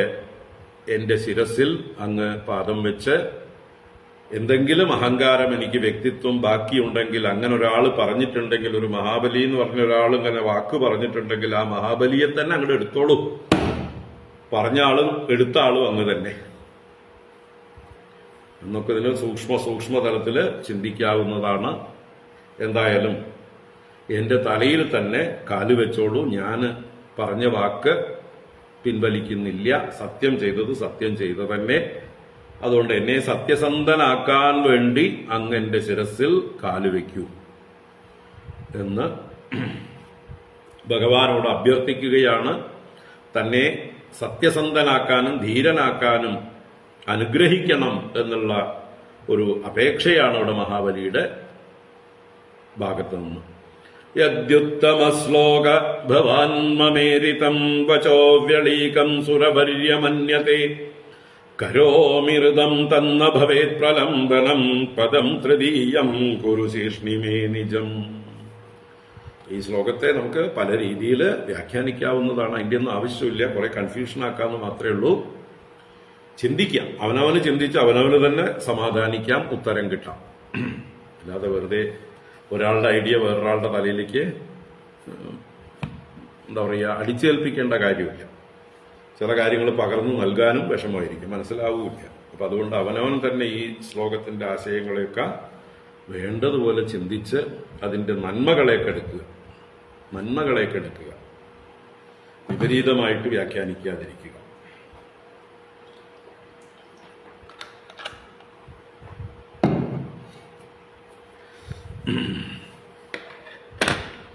ബിബേമിനാഹം നിരയാത് പദച്യുതാത് ന പാശബന്ധാത് വ്യസനാത് ദുരത്യയാത് നൈവാർത്ഥകൃച്ഛ്രാത് ഭവതോ വിനിഗ്രഹാത് അസാധുവാദാത് വൃഷമുദ്വിജേയതാ. ബിബേമിനാഹം നിരയാത് പദച്യുതാത് ന പാശബന്ധാത് വ്യസനാത് ദുരത്യയാത് നൈവാർത്ഥകൃച്ഛ്രാത് ഭവതോ വിനിഗ്രഹാത് അസാധുവാദാത് വൃഷമുദ്വിജേയതാ. അപ്പൊ ഇവിടെ വ്യക്തമാക്കുന്നുണ്ട് മഹാബലി, എന്തിൽ നിന്നാണ് ഞാൻ ഭയപ്പെടുന്നത്? അസാധുവാദാത് വൃഷം ഉദ്വിജേ. അസാധുവാദം എന്ന് പറഞ്ഞാലോ, ഞാൻ അസാധുവാണ്, ഇവനാള് അസത്യവാദിയാണ്, വഞ്ചകനാണ്, കള്ളനാണ് എന്നൊക്കെ ആളുകൾ എന്നെക്കുറിച്ച് അസാധുവായി വധിക്കുന്നത് പറയുന്നതിൽ നിന്ന് അഹം വൃഷം ഉദ്വിജേ, ഞാൻ അത്യന്തം ഉദ്വേഗമുള്ളവനാണ്, ഭയപ്പെടുന്നവനാണ്. എനിക്ക് ചീത്തപ്പേര് സഹിക്കാനേ ആവില്ല, എനിക്ക് സൽകീർത്തി വേണം. അപ്പൊ ആ സൽകീർത്തിയാണ് മഹാബലിക്ക് ഭഗവാനിൽ നിന്ന് വേണ്ടത്. അത് ഭഗവാൻ വേണ്ടുവോളം കൊടുക്കുന്നുണ്ട് അല്ലേ? എല്ലാ കാലത്തും നിലനിൽക്കുന്ന സൽകീർത്തി മഹാബലിക്ക് ഭഗവാൻ കൊടുക്കുന്നു. അദ്ദേഹത്തിന് എന്താണോ വേണ്ടത് അത് ഭഗവാൻ കൊടുത്തു. അപ്പൊ എനിക്ക് ബാക്കിയുള്ളതിലൊന്നും ഇതുപോലെയുള്ളതായിട്ടുള്ള ഭയമില്ല. അതാണ് യഥാ അഹം ന ബിബേമി. ഇതിനെ ഭയപ്പെടുന്നത് പോലെ, അസാധുവാദത്തിൽ നിന്ന് ഞാൻ ഭയപ്പെടുന്നത് പോലെ മറ്റതൊന്നും എനിക്ക് ഭയമേ അല്ല. നിരയാത് അഹം ന ബിബേമി, നരകത്തിൽ നിന്നുള്ള ഭയം എനിക്കില്ല. പദച്യുതാത് ന ബിബേമി, എന്റെ പദത്തിൽ നിന്ന് ച്യവനമുണ്ടായാൽ, ഞാൻ ത്രിലോകാധിപത്യത്തിൽ നിന്ന് ഞാൻ വീണുപോയാൽ, അധപ്പതിച്ചാൽ, എല്ലാം നഷ്ടപ്പെട്ടാൽ അതെനിക്ക് ഭയമുള്ള കാര്യമല്ല. പാശബന്ധാത് ന ബിബേമി, ഇപ്പതാ എന്നെ ഗരുഡൻ വരുണപാശം കൊണ്ട് ബന്ധിച്ചിട്ടുണ്ട്, അതും എനിക്ക് ഭയമില്ല, അതും ഞാൻ ഭയപ്പെടുന്നില്ല. ദുരത്യയാത് വ്യസനാത്, തരണം ചെയ്യാൻ പറ്റാത്തതായിട്ടുള്ള ദുഃഖ പരമ്പരകളെ എനിക്ക് ഭയമില്ല. നൈവ അർത്ഥകൃത്സ്രാത്, അർത്ഥകൃത്സ്രം എന്ന് പറഞ്ഞാൽ ധനത്തിന് നഷ്ടമുണ്ടായി ദാരിദ്ര്യം അനുഭവിക്കുക. അപ്പൊ അർത്ഥകൃത്സ്രത്തിൽ നിന്ന് അഥവാ ധനനഷ്ടത്തിൽ നിന്ന്, ദാരിദ്ര്യത്തിൽ നിന്ന് എനിക്ക് ഭയമില്ല. സർവസ്വവും നഷ്ടപ്പെട്ടാലും എനിക്കൊന്നും നഷ്ടപ്പെടാനില്ല. ഭവതോ വിനിഗ്രഹാത്, അങ്ങയിൽ നിന്നുള്ള വിനിഗ്രഹം, അങ്ങനെ നിഗ്രഹിച്ചാൽ പോലും, അങ്ങനെ നശിപ്പിച്ചു കളഞ്ഞാൽ, എന്റെ ദേഹത്തെ തന്നെ ഇല്ലാതാക്കിയാലും, എന്റെ പ്രാണനെ അങ്ങെടുത്താൽ പോലും അഹം ന ബിബേമി, ഞാൻ ഭയപ്പെടുന്നില്ല. പക്ഷേ അസാധുവാദാത് അഹം ബിബേമി, അസാധുവാദത്തിൽ നിന്ന് ഞാൻ ഭയപ്പെടുന്നു. എന്നെ ആരും അസാധു എന്ന് വിളിക്കുന്നത് എനിക്ക് സഹിക്കാനാവില്ല. കാരണം ഞാൻ അത്രയ്ക്ക് സത്യസന്ധനാണ്, ധീരനാണ്, പ്രഹ്ലാദ പൗത്രനാണ്, വിരോചന പുത്രനാണ്. ആ ഒരു കാര്യത്തിൽ എനിക്ക് വലിയ അഭിമാനമുണ്ട്. അപ്പോ മാനം അസ്മത് കുലദൈവതം അല്ലെ, മാനം മേ കുലദൈവതം, എന്റെ കുലദേവത തന്നെ മാനമാണ് എന്നുള്ള ക്ഷത്രിയ സ്വഭാവം ഇവിടെ എടുത്തു കാണിക്കുകയാണ്. അപ്പൊ അതിലൂടെ ഇന്ദ്രപദവിക്ക് യോഗ്യനാണെന്ന് വീണ്ടും തെളിയിക്കുകയാണ്. ഓരോ പദങ്ങളും അദ്ദേഹത്തിന്റെ ആ ഒരു ധീരനായ ഒരു ഭരണാധികാരി, ഒരു ക്ഷത്രിയൻ എന്നുള്ളത് തെളിയിച്ചുകൊണ്ട് ഇന്ദ്രപദവിക്ക് അർഹനാണ്, യോഗ്യനാണ് എന്ന് വീണ്ടും തെളിയിക്കണം. അല്ലാതെ ഒരു ഭീരുവല്ല. അദ്ദേഹത്തിന് അസാധുവാദം മാത്രമേ ഭയമുള്ളതായിട്ടുള്ളൂ. അപ്പൊ യശസ്, കീർത്തി വേണമെന്ന് ആഗ്രഹമുണ്ട്. അത് ഭഗവാൻ വാരിക്കോരി കൊടുക്കുന്നുണ്ട്. എല്ലാ കാലത്തും ഇപ്പോഴും ഭൂമിയിൽ മഹാബലിയുടെ കീർത്തി നിലനിൽക്കുന്നു. ഭഗവാനെ ചീത്ത വിളിച്ചാൽ പോലും മഹാബലി ആരും ചീത്ത വിളിക്കുന്നില്ല. ഭഗവാൻ വഞ്ചിച്ചു എന്നാ പറയണത്. മഹാബലി പാവം, അദ്ദേഹം ശ്രേഷ്ഠനാണ്, അദ്ദേഹം ധീരനാണ്, അദ്ദേഹം എല്ലാം സർവസ്വവും ഭഗവാന് കൊടുത്തു. അപ്പൊ ഭഗവാൻ തനിക്ക് ചീത്തപ്പേര് ഉണ്ടായാൽ പോലും സാരമില്ല, മഹാബലി കേമനായിക്കോട്ടെ എന്ന് തെളിയിച്ച ആളാണ്. വാസ്തവത്തിൽ നമുക്ക് അറിയുന്നവർക്കറിയാം ഭഗവാന്റെ ഈ ലീലയുടെയൊക്കെ എന്താണ് രഹസ്യം. മന്വന്തര ധർമ്മത്തെ പരിപാലിക്കുകയാണ് അദ്ദേഹം ചെയ്തത്. വൈവസ്വത മന്വന്തരത്തിലെ ഇന്ദ്രൻ പുരന്തരനാണ്. അദ്ദേഹത്തിന്റെ പുണ്യകർമ്മങ്ങളിലൂടെ സ്ഥാനത്ത് വന്ന ആളാണ്. അദ്ദേഹത്തെ ഗുരുവിന്റെ അനുഗ്രഹം കൊണ്ട്, ബ്രാഹ്മണരുടെ അനുഗ്രഹം കൊണ്ട് ബലവാനായി തീർന്ന അസുര ചക്രവർത്തിയായ മഹാബലി സ്ഥാനഭ്രഷ്ടനാക്കി പിടിച്ചടക്കി. എന്നിട്ട് ലോകങ്ങളുടെ മുഴുവൻ ആധിപത്യം സ്വന്തം കാൽക്കീഴിലാക്കി തനിക്ക് തോന്നിയതുപോലെ രാജ്യം ഭരിച്ചു, ലോകം ഭരിച്ചു. അപ്പൊ അത് ഭഗവാന്റെ നിയമങ്ങളെ ലംഘിച്ചതാണ്. ഭഗവാനാണ് ഈ ലോകത്തിന്റെ ഈശ്വരൻ. സൃഷ്ടി, സ്ഥിതി, സംഹാരമൊക്കെ ചെയ്യുന്നത് ഭഗവാനാണ്. ഈ ഒരു കാര്യം ഭഗവാൻ വ്യക്തമാക്കുകയാണ്. അല്ലെ, നമുക്കിനിപ്പോ ഒന്നുകൂടെ ചിന്തിച്ചാല് മഹാബലി ലോകാനാം ഏക ഈശ്വര എന്ന് സ്വയം പറഞ്ഞിരുന്നു. അങ്ങനെയാണെങ്കിൽ മഹാബലിക്ക് ഈശ്വരനാണെങ്കിൽ ചെയ്യാവുന്ന ഒരു കാര്യം ഉണ്ടായിരുന്നു. ഇപ്പോ തന്റെ കയ്യിലുണ്ടായിരുന്ന ലോകങ്ങളെയൊക്കെ ഭഗവാൻ എടുത്തോളൂ, രണ്ടടി കൊണ്ടെല്ലാം എടുത്തു. ഇനിയിപ്പോ മൂന്നാമത്തെ അടി വെക്കാൻ ലോകങ്ങൾ വേണോ? ഇതാ പിടിച്ചോളൂ എന്ന് പറഞ്ഞ് പണ്ട് വിശ്വാമിത്രൻ ത്രിശങ്കുവിന് വേണ്ടി ത്രിശങ്കു സ്വർഗം പണിതതുപോലെ, അല്ലെങ്കിൽ എങ്ങനെയാണോ ഭഗവാൻ അല്ലെങ്കിൽ ബ്രഹ്മദേവൻ സൃഷ്ടി നടത്തുന്നത്, അതുപോലെ മറ്റൊരു പ്രപഞ്ചത്തെ സൃഷ്ടിച്ച് അങ്ങ് അളവ് കഴിഞ്ഞോ, അളവ് കഴിഞ്ഞതിന് ശേഷം പുതിയതായിട്ട് ഞാനിതാ ഉണ്ടാക്കിയതാണ്, ഈ ലോകങ്ങളൊക്കെ അളന്നെടുത്തോളൂ. ഇത് അഡീഷണലാണ്, പണ്ടത്തെ ലോകങ്ങളല്ല, ഇതെന്നാൽ ഇപ്പൊ സൃഷ്ടിക്കപ്പെട്ടതാണ്. മൂന്നാമത്തെ അടി പിടിച്ചോളൂ എന്ന് പറഞ്ഞ് അളന്നു കൊടുക്കാൻ പറ്റണമായിരുന്നു. അപ്പൊ പറ്റിയോ? മൂന്നാമതായിട്ട് അല്ലെങ്കിൽ വേറെ എവിടുന്നെങ്കിലും കൊണ്ടുവരാനുള്ള മെറ്റീരിയൽ ആരുടെ ഉണ്ടായിരുന്നില്ല? മഹാബലിയുടെ ഉണ്ടായിരുന്നില്ല. വല്ലതും ഉണ്ടാക്കണമെങ്കിൽ ഇവിടുന്ന് കട്ടെടുക്കണം. ഇപ്പൊ മജീഷ്യൻസ് ഒക്കെ പലതും കാണിക്കുന്ന ഇന്ദ്രജാലങ്ങളൊക്കെ എന്താണ്? ശൂന്യതയിൽ നിന്ന് അവരൊന്നും ഉണ്ടാക്കുന്നില്ല. ഉള്ളതിനെ തന്നെ നമ്മുടെ കൺകെട്ടുന്നു എന്ന് മാത്രമേ ഉള്ളൂ. വേറൊരു ഭാഗത്ത് മറച്ചിരുന്നതിനെ ഇവിടേക്ക് പ്രകടമാക്കുന്നു, ഇവിടെ ഉണ്ടായിരുന്നതിനെ മറയ്ക്കുന്നു. മജീഷ്യന്റെ കയ്യിൽ നേരത്തെ ഉണ്ടായിരുന്ന കർച്ചീഫിനെ മറയ്ക്കുന്നു, പകരം ഒരു കുടയെടുത്ത് കാണിക്കുന്നു. ഈ കുട മജീഷ്യൻ എവിടുന്നോ കൊണ്ടുവന്നതാണ്. നേരത്തെ അയാളുടെ എവിടെയോ അദ്ദേഹം മറച്ചു വെച്ചിരുന്നു. അല്ലാതെ ശൂന്യതയിൽ നിന്ന് കർച്ചീഫിനെ കുടയാക്കിയതല്ല. ആ സാമർഥ്യം അദ്ദേഹത്തിനുണ്ട്. കർച്ചീഫ് വീശുന്നു, കുടയാക്കി മാറ്റുന്നു. അതൊക്കെ വളരെ നമ്മുടെ കണ്ണ് ഇമവെട്ടുന്ന നേരത്തിന്റെ ഉള്ളിൽ സാധിക്കാനുള്ള കഴിവാണ് ഇന്ദ്രജാലം. അഭ്യാസം കൊണ്ട് സാധിക്കുന്നതാണ്. അല്ലാതെ കർച്ചീഫ് പോയിട്ടുമില്ല, നശിച്ചിട്ടുമില്ല, പുതിയ കുട അദ്ദേഹം ഉണ്ടാക്കിയിട്ടുമില്ല. നേരത്തെ ഏതോ കോപ്പി സെന്റ് ജോൺസ് അംബ്രല്ലാസ് ഉണ്ടാക്കിയ കുട മറച്ചു വെച്ചിരുന്നു. ഇയാൾക്ക് കുട ഉണ്ടാക്കാനും ചിലപ്പോൾ അറിഞ്ഞോളണമെന്നില്ല. ഇയാൾ കുടപ്പണിക്കാരനൊന്നുമല്ല. നേരത്തെ എവിടെയോ മറച്ചു വെച്ചിരുന്നതാണ്. അപ്പൊ മെറ്റീരിയൽ സ്വന്തമായിട്ടില്ല.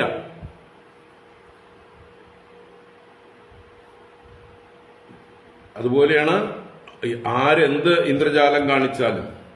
അപ്പൊ ഇവിടെ മഹാബലിയെ സംബന്ധിച്ച് ഉപാദാന കാരണം പ്രകൃതി, ഈ പ്രപഞ്ച നിർമ്മിതിക്ക് ആവശ്യമായിട്ടുള്ള പഞ്ചഭൂതങ്ങൾ, പഞ്ചതന്മാത്രകൾ, പഞ്ചജ്ഞാനേന്ദ്രിയങ്ങൾ, പഞ്ചകർമ്മേന്ദ്രിയങ്ങൾ, 4 അന്ധകരണങ്ങൾ, ഇങ്ങനെയുള്ള 24 തത്വങ്ങൾ മഹാബലിക്ക് അധീനമായിരിക്കണം. വേറെ സ്വതന്ത്രമായിട്ട് മറ്റൊരു കമ്പനി ഉണ്ടായിരിക്കണം, പ്രൊഡക്ഷൻ കമ്പനി.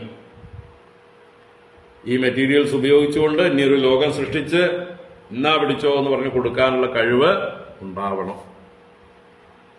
പറ്റുമോ? എന്നിട്ട് വെറുതെ ജഡമായിട്ടുള്ള വസ്തുക്കൾ കൊടുത്താൽ മതിയോ? അതില് ലോകത്തിലാവുമ്പോൾ മറ്റു വസ്തുക്കളും വേണം, ചൈതന്യമുള്ളവയും വേണം. അപ്പൊ അതിലേക്ക് ചൈതന്യത്തെ പ്രവേശിപ്പിക്കണം. എവിടുന്ന് എടുത്തു കൊടുക്കും? അപ്പൊ അതുകൊണ്ട് തന്നെ മഹാബലി സ്വയം മഹാബലി എന്ന സ്ഥാനത്ത് ഈശ്വരനേ അല്ല. ഈ പ്രപഞ്ചത്തിന്റെ സൃഷ്ടിസ്ഥിതി സംഹാരങ്ങൾ മഹാബലി എന്ന വ്യക്തിയാൽ ചെയ്യപ്പെട്ടതല്ല. ഇനിയിട്ട് ചെയ്യാനും അദ്ദേഹത്തിന് സ്വതന്ത്രനായിട്ട് സാധിക്കുകയും ഇല്ല. ഈ സത്യം ഇവിടെ നമ്മൾ ചിന്തിച്ചു കഴിഞ്ഞാൽ തന്നെ അദ്ദേഹത്തിന്റെ ലോകാനാം ഏക ഈശ്വര എന്നുള്ളതായിട്ടുള്ള ആ പ്രയോഗത്തെ നമ്മൾ മറക്കാൻ പാടില്ല. അതാണ് അദ്ദേഹത്തിന്റെ കുഴപ്പം. ഈ ഒരു അഹങ്കാരമായിരുന്നു അദ്ദേഹത്തിന്റെ കുഴപ്പം. ഇനി ഒരിക്കലും അദ്ദേഹം ലോകാനാം ഏക ഈശ്വര എന്ന് സ്വയം പറയുകയില്ല. അവിടെയാണ് മഹാബലിക്ക് ഉണ്ടായിട്ടുള്ള മാറ്റം. മഹാബലിക്ക് മാറ്റം ഉണ്ടായിട്ടുണ്ട്, അദ്ദേഹത്തിന്റെ സ്വഭാവത്തിൽ മാറ്റം ഉണ്ടായിട്ടുണ്ട്. അത് മുമ്പേ നമ്മൾ പറഞ്ഞു, പവർ മാൾട്ട് കഴിക്കുന്നതിന് മുമ്പും കഴിച്ചതിന് ശേഷവും എന്ന പോലെ ഭഗവാന്റെ വിശ്വരൂപ ദർശനത്തിന് മുമ്പും ദർശനത്തിന് ശേഷവുമുള്ള അദ്ദേഹത്തിന്റെ ആറ്റിറ്റ്യൂഡിൽ വ്യത്യാസമുണ്ട്, നല്ല വ്യത്യാസമുണ്ട്. പക്ഷെ അദ്ദേഹത്തിന്റെ ആ ഒരു സത്യസന്ധത എന്നുള്ളതായിട്ടുള്ള ഗുണത്തെ അദ്ദേഹം ഉപേക്ഷിച്ചിട്ടില്ല. അദ്ദേഹത്തിന്റെ മനസ്ഥൈര്യം എന്നുള്ളതായിട്ടുള്ള ഗുണത്തെ ഉപേക്ഷിച്ചിട്ടില്ല. അതൊക്കെ ക്ഷത്രിയ ധർമ്മമാണ്. അത് പെട്ടെന്ന് പോവില്ല. അത് ഇനിയും ഇന്ദ്രനായിട്ടിരുന്ന ഒരു മന്വന്തരം കഴിയുമ്പോഴേ ആ വാസന ക്ഷയിക്കുകയുള്ളൂ. അപ്പൊ ഇങ്ങനെ ചിന്തിക്കുക. അദ്ദേഹത്തിന് ഇന്ദ്രപദവിയിൽ ഇരിക്കാനുള്ള കൊതി തീർന്നിട്ടൊന്നുമില്ല, ഉള്ളിലുണ്ട്. അതുകൊണ്ട് തന്നെയാണ് ഒരു മന്വന്തരകാലം അദ്ദേഹം ഇന്ദ്രനായിരിക്കാൻ പോകുന്നതും. അപ്പോ എന്തായാലും അസാധുവാദത്തിൽ നിന്ന് ഞാൻ ഭയപ്പെടുന്നത് പോലെ ഞാൻ നരകത്തിൽ നിന്നോ എന്റെ സ്ഥാനഭ്രംശത്തിൽ നിന്നോ പാശബന്ധത്തിൽ നിന്നോ തരണം ചെയ്യാൻ പറ്റാത്ത ദുഃഖ പരമ്പരകളിൽ നിന്നോ ദാരിദ്ര്യത്തിൽ നിന്നോ ഇനി എന്നെ അങ്ങ് കൊന്നാൽ പോലും ഞാൻ ഭയപ്പെടുന്നില്ല. പക്ഷെ എനിക്ക് അസാധുവാദം സഹിക്കാനാവില്ല. അതുകൊണ്ട് എന്നെ അസാധു എന്ന് വിളിക്കരുത്. ഞാൻ പറഞ്ഞ വാക്കിനെ സത്യമാക്കാനുള്ള അവസരം എനിക്ക് നൽകണം. അതിനായിട്ട് ഞാൻ എന്റെ ശിരസ്സിനെ അങ്ങേക്ക് നൽകുകയാണ് എന്ന് പറഞ്ഞ് ശിരസ് ഭഗവാന്റെ മുമ്പിൽ കുനിക്കുകയാണ്. പുംസാം ശ്ലാഘ്യതമം മന്യേ ദണ്ഡമർഹത്തമാർപ്പിതം യം ന മാതാ പിതാ ഭ്രാതാ സുഹൃദശ്ചാദിശംഭിഃ. പുംസാം ശ്ലാഘ്യതമം മന്യേ ദണ്ഡം അർഹത്തമാർപ്പിതം യം ന മാതാ പിതാ ഭ്രാതാ സുഹൃദശ്ചാദിശംഭിഃ. അപ്പോ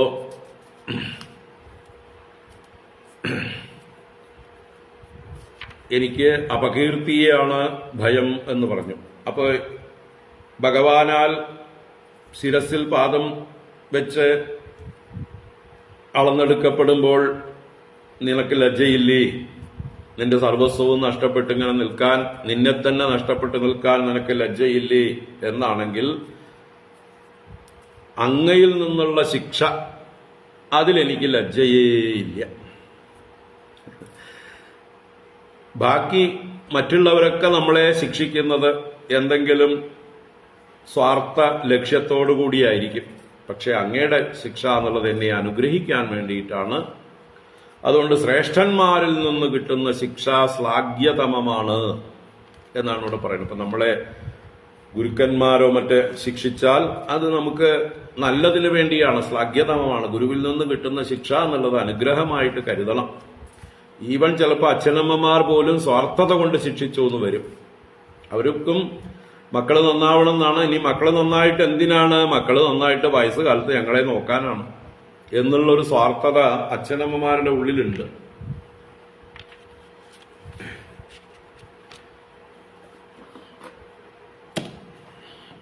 മറ്റൊരാളെ അല്ലെ ഇതേപോലെയുള്ള കുട്ടികള് തെറ്റ് ചെയ്താൽ ഇവർ ശിക്ഷിക്കുന്നില്ല. എന്തുകൊണ്ട്? ആ കുട്ടി ഇപ്പൊ നന്നായാലും കേടുവന്നാലും ഇപ്പൊ എനിക്കെന്ത് ഛേദം? അതിപ്പോ എന്റെ അനിയത്തിയുടെയോ ജ്യേഷ്ഠത്തിയുടെയോ സഹോദരന്റെയോ കുഞ്ഞായിക്കോട്ടെ, കുഴപ്പമില്ല, അവൻ എന്ത് തെറ്റ് ചെയ്താലും എനിക്ക് പ്രശ്നമൊന്നുമില്ല. കാരണം അതിൻ്റെയൊക്കെ ഫലം അനുഭവിക്കേണ്ടത് അവനും അവൻ്റെ മാതാപിതാക്കളുമാണ്. എനിക്ക് നഷ്ടവുമില്ല, ലാഭവുമില്ല. എനിക്കെന്ത് ഛേദം? ഇതാണ് നമ്മുടെ അപ്പൊ നമ്മുടെ കുട്ടികളെ മാത്രം നമ്മൾ ശിക്ഷിക്കുന്നത് എന്തുകൊണ്ടാണ്? അവര് നശിച്ചു പോയാൽ നഷ്ടം നമുക്കാണ്. നമ്മൾ ചെയ്ത പ്രവൃത്തികൾ, ഇത്രയും കാലം കഷ്ടപ്പെട്ടത്, 10 മാസം ഗർഭത്തിൽ ചുമന്നത്, ബാല്യകാലത്ത് അവരുടെ അസുഖങ്ങളൊക്കെ നോക്കി എല്ലാ ഊണും ഉറക്കവുമില്ലാതെ അവരെ രക്ഷിച്ച് വളർത്തിക്കൊണ്ടുവന്നത്, അവരെ സ്കൂളിൽ അഡ്മിഷൻ മേടിച്ചു കൊടുത്തത്, ഫീസ് കൊടുത്തത്, അല്ലെ, എഞ്ചിനീയറിങ്ങോ മെഡിസിനോ ഒക്കെ സീറ്റ് വാങ്ങിച്ചു കൊടുക്കാൻ പെട്ട പാടുകള്, ഇങ്ങനെ എത്ര ലക്ഷങ്ങൾ നമ്മൾ ചെലവാക്കി, എത്ര ത്യാഗങ്ങൾ സഹിച്ചു, എത്ര ഉറക്കമിളച്ചു, എത്ര പട്ടിണി കിടന്നു, എത്ര യാത്രകൾ ചെയ്തു. ഇതിന്റെയൊക്കെ ഫലം വയസ്സുകാലത്ത് കിട്ടുമല്ലോ എന്നുള്ളൊരു പ്രതീക്ഷ ഉള്ളിലുള്ളത് കൊണ്ടാണ് സ്വന്തം കുഞ്ഞുങ്ങളെ പലരും ശിക്ഷിക്കുന്നത്.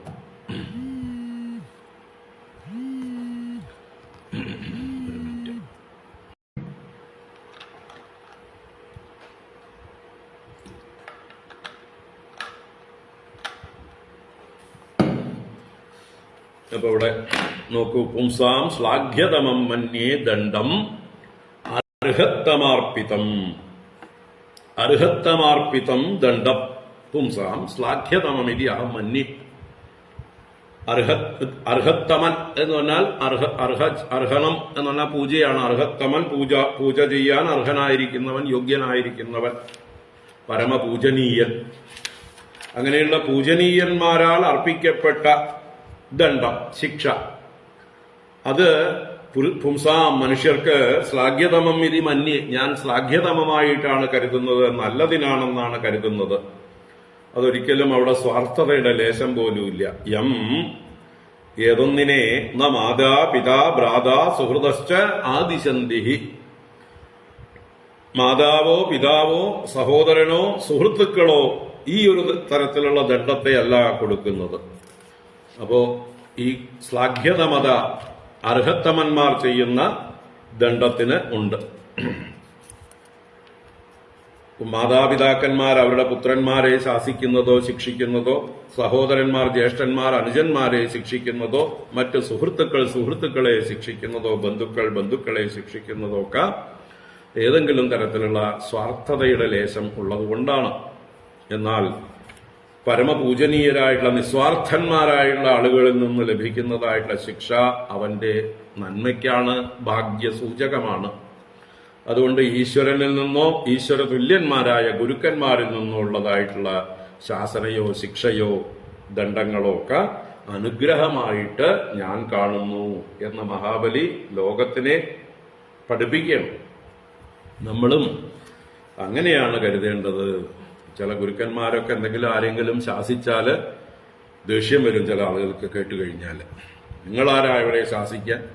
നിങ്ങളയാളുടെ അച്ഛനാണോ? നിങ്ങളയാളുടെ അമ്മയാണോ? നിങ്ങളാണോ അയാളെ ചോറ് കൊടുത്ത് വളർത്തിയത്? ഇങ്ങനെയൊക്കെ ചോദിക്കാറുണ്ട്. അത് അവരുടെ മൗഢ്യം എന്നല്ലാതെ ഒന്നും പറയാനില്ല. അവരുടെ സ്വാർത്ഥതയിൽ നിന്നാണ് അവരുടെ ഈ ചിന്തകളൊക്കെ ഇങ്ങനെ വരുന്നതും. അവർക്ക് അങ്ങനെ ചിന്തിക്കാനാവും. അവരുടെ കണ്ടീഷൻഡ് മൈൻഡ് അങ്ങനെ ചിന്തിക്കൂ. ഗുരുക്കന്മാര് മറ്റുള്ളവരെ ഉപദേശിക്കുന്നതോ ഏതെങ്കിലും തരത്തിൽ ശാസിക്കുന്നതോ ഒക്കെ അവരുടെ കരുണയിൽ നിന്നാണ്. അവർക്ക് ആകെ ഒറ്റ വികാരമുള്ള അവിടെ കരുണ മാത്രം. അവർക്ക് ഈ ശാസിക്കുന്ന ആളിൽ നിന്നും ഒന്നും പ്രതീക്ഷിക്കുന്നില്ല. നാളെ കാണാൻ പോലും ആഗ്രഹിക്കുന്നില്ല. നാളെ കണ്ടാൽ കാണാം, ഇല്ലെങ്കിൽ നീയായി നിന്റെ പാടായി. ഞാൻ പറഞ്ഞത് നിനക്ക് ഇഷ്ടമായില്ലെങ്കിൽ അത് നിന്റെ പാട്, എനിക്ക് പറയാനുള്ളത് ഞാൻ പറഞ്ഞു എന്ന് ഗുരുക്കന്മാർ കരുതും. കാരണം പല ആളുകളും എന്താ കരുതുക, മറ്റൊരാളെ കുറിച്ച് എന്തെങ്കിലും ഒരു ദോഷം കണ്ടു കഴിഞ്ഞാൽ, കുറ്റം കണ്ടു കഴിഞ്ഞാൽ പറയാൻ പോലും മടിക്കും. എന്തുകൊണ്ട്? അയ്യോ അവനെ നഷ്ടപ്പെടും, അവനായിട്ടുള്ള ബന്ധം ഇതായിപ്പോകും. നമ്മൾ ആരെങ്കിലും ഒരാളെ ക്രിട്ടിസൈസ് ചെയ്താൽ അവർ ശത്രുക്കളായിട്ട് മാറും. അതാണ് ഇന്നത്തെ ലോകം. അപ്പൊ അത് ഭയപ്പെട്ടുകൊണ്ട് ക്രിട്ടിസൈസ് ചെയ്യാനേ മടിക്കുകയാണ് ആളുകൾ. യഥാർത്ഥത്തിൽ നല്ല ചങ്ങാതിമാര് കണ്ണാടി പോലെയാണ്. അതുകൊണ്ടാണ് ചങ്ങാതി നന്നായാൽ കണ്ണാടി വേണ്ട എന്ന് പറയുന്നത്. അപ്പൊ നിങ്ങൾ ഒരാളുടെ വെൽവിഷർ ആണെങ്കിൽ അവരുടെ തെറ്റുകൾ ചൂണ്ടിക്കാണിക്കണം, ക്രിട്ടിസൈസ് ചെയ്യണം. അത് ചെയ്യാത്തവര് കള്ളന്മാരാണ്, ആത്മവഞ്ചന ചെയ്യുന്നു, സുഹൃത്തിനെയും വഞ്ചിക്കുന്നു. മനസ്സിൽ പറയണമെന്നുണ്ട്, പക്ഷേ ഭീരുവായതുകൊണ്ട് പറയുന്നില്ല, നഷ്ടപ്പെടും എന്നുള്ള ചിന്ത കൊണ്ട്.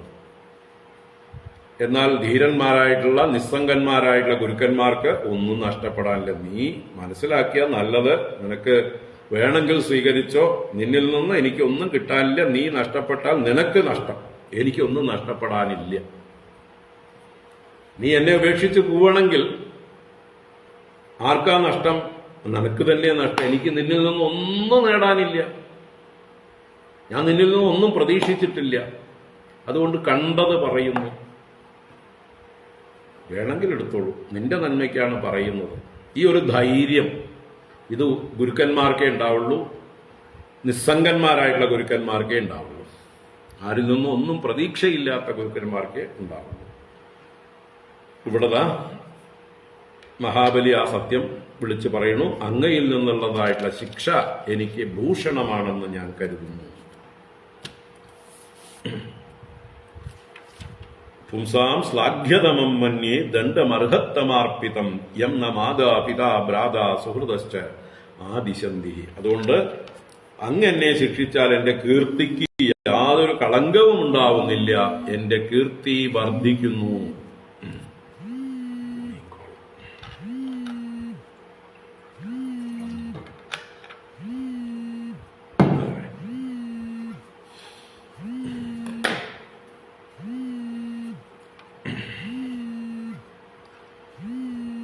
ത്വം നൂനമസുരാണാം നഃ പാരോക്ഷ്യഃ പരമോ ഗുരുഃ യോ നോ അനേകമദാന്ധാനാം വിഭ്രംശം ചക്ഷുരാദിശത്.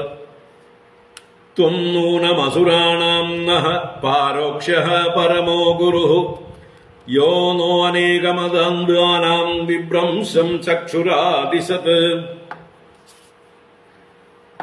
ത്വം നൂനം അസുരാണാം നഃ പാരോക്ഷ്യഃ പരമഃ ഗുരുഃ. മഹാബലി പറയുന്നത് നോക്കൂ.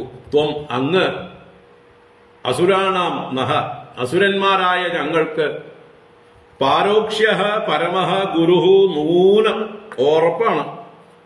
എന്ത്? അങ്ങ് പരമഗുരുവാണ് ഞങ്ങൾക്ക് അസുരന്മാർക്ക്. എങ്ങനെയുള്ള പാരോക്ഷ്യഃ? പരോക്ഷമായി പ്രവർത്തിക്കുന്നവൻ. പ്രത്യക്ഷത്തിൽ ശത്രുവാണെന്ന് തോന്നും, പക്ഷെ യഥാർത്ഥ ഗുരുവാണ് അങ്ങ്. അപ്പോ ഇവിടെ വേറൊരു ഗുരുവുണ്ട് അല്ലേ, ശുക്രാചാര്യര്. അദ്ദേഹം പ്രത്യക്ഷത്തിൽ ഗുരുവാണ്, പരോക്ഷത്തിൽ എന്താണെന്ന് അറിയില്ല, തീരുമാനിക്കാം. അദ്ദേഹം മഹാബലിയെ അല്ലേ കറക്കാൻ നോക്കി, സംസാരത്തിലേക്ക് തന്നെ ബന്ധിക്കാൻ നോക്കി. അപ്പൊ സംസാര ബന്ധകന്മാരല്ല ഗുരുക്കന്മാർ, സംസാരത്തിൽ നിന്ന് മോചിപ്പിക്കുന്നവരാണ് യഥാർത്ഥ ഗുരുക്കന്മാർ. നമ്മുടെ ദക്ഷിണയും മറ്റ് ഫേവേഴ്സും ലഭിക്കാൻ വേണ്ടി നമുക്ക് അനുകൂലമായി നമ്മളോട് നല്ല മധുര രീതിയിൽ സംസാരിച്ച് നമ്മളെ സന്തോഷിപ്പിക്കുന്നതായിട്ടുള്ള ആളുകള് വാസ്തവത്തിൽ നമ്മളെ ഡിപ്പെൻഡ് ചെയ്യുന്ന എന്താ പറയാ, വഞ്ചകന്മാരാണെന്ന് പറയാം. അവർക്ക് നമ്മളിൽ നിന്ന് എന്തൊക്കെയോ കിട്ടാനുള്ളതായിട്ടുള്ള പ്രതീക്ഷയുണ്ട്. അതുകൊണ്ട് നമ്മുടെ മുഖത്ത് നോക്കി നമ്മളോട് കാര്യമൊന്നും പറയില്ല, വിമർശനമൊന്നും ചെയ്യില്ല, നമ്മളെ പുകഴ്ത്തി പറയുകയും ലാളിക്കുകയും പ്രോത്സാഹിപ്പിക്കുകയും മാത്രം ചെയ്യും.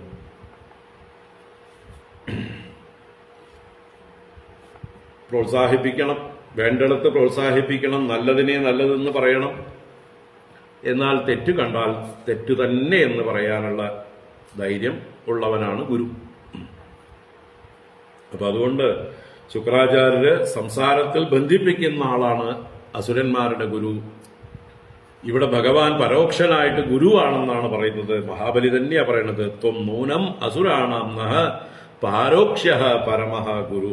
അങ്ങ് പരമഗുരുവാണ്, പരോക്ഷമായിട്ടാണ് പ്രവൃത്തി എന്ന് മാത്രം.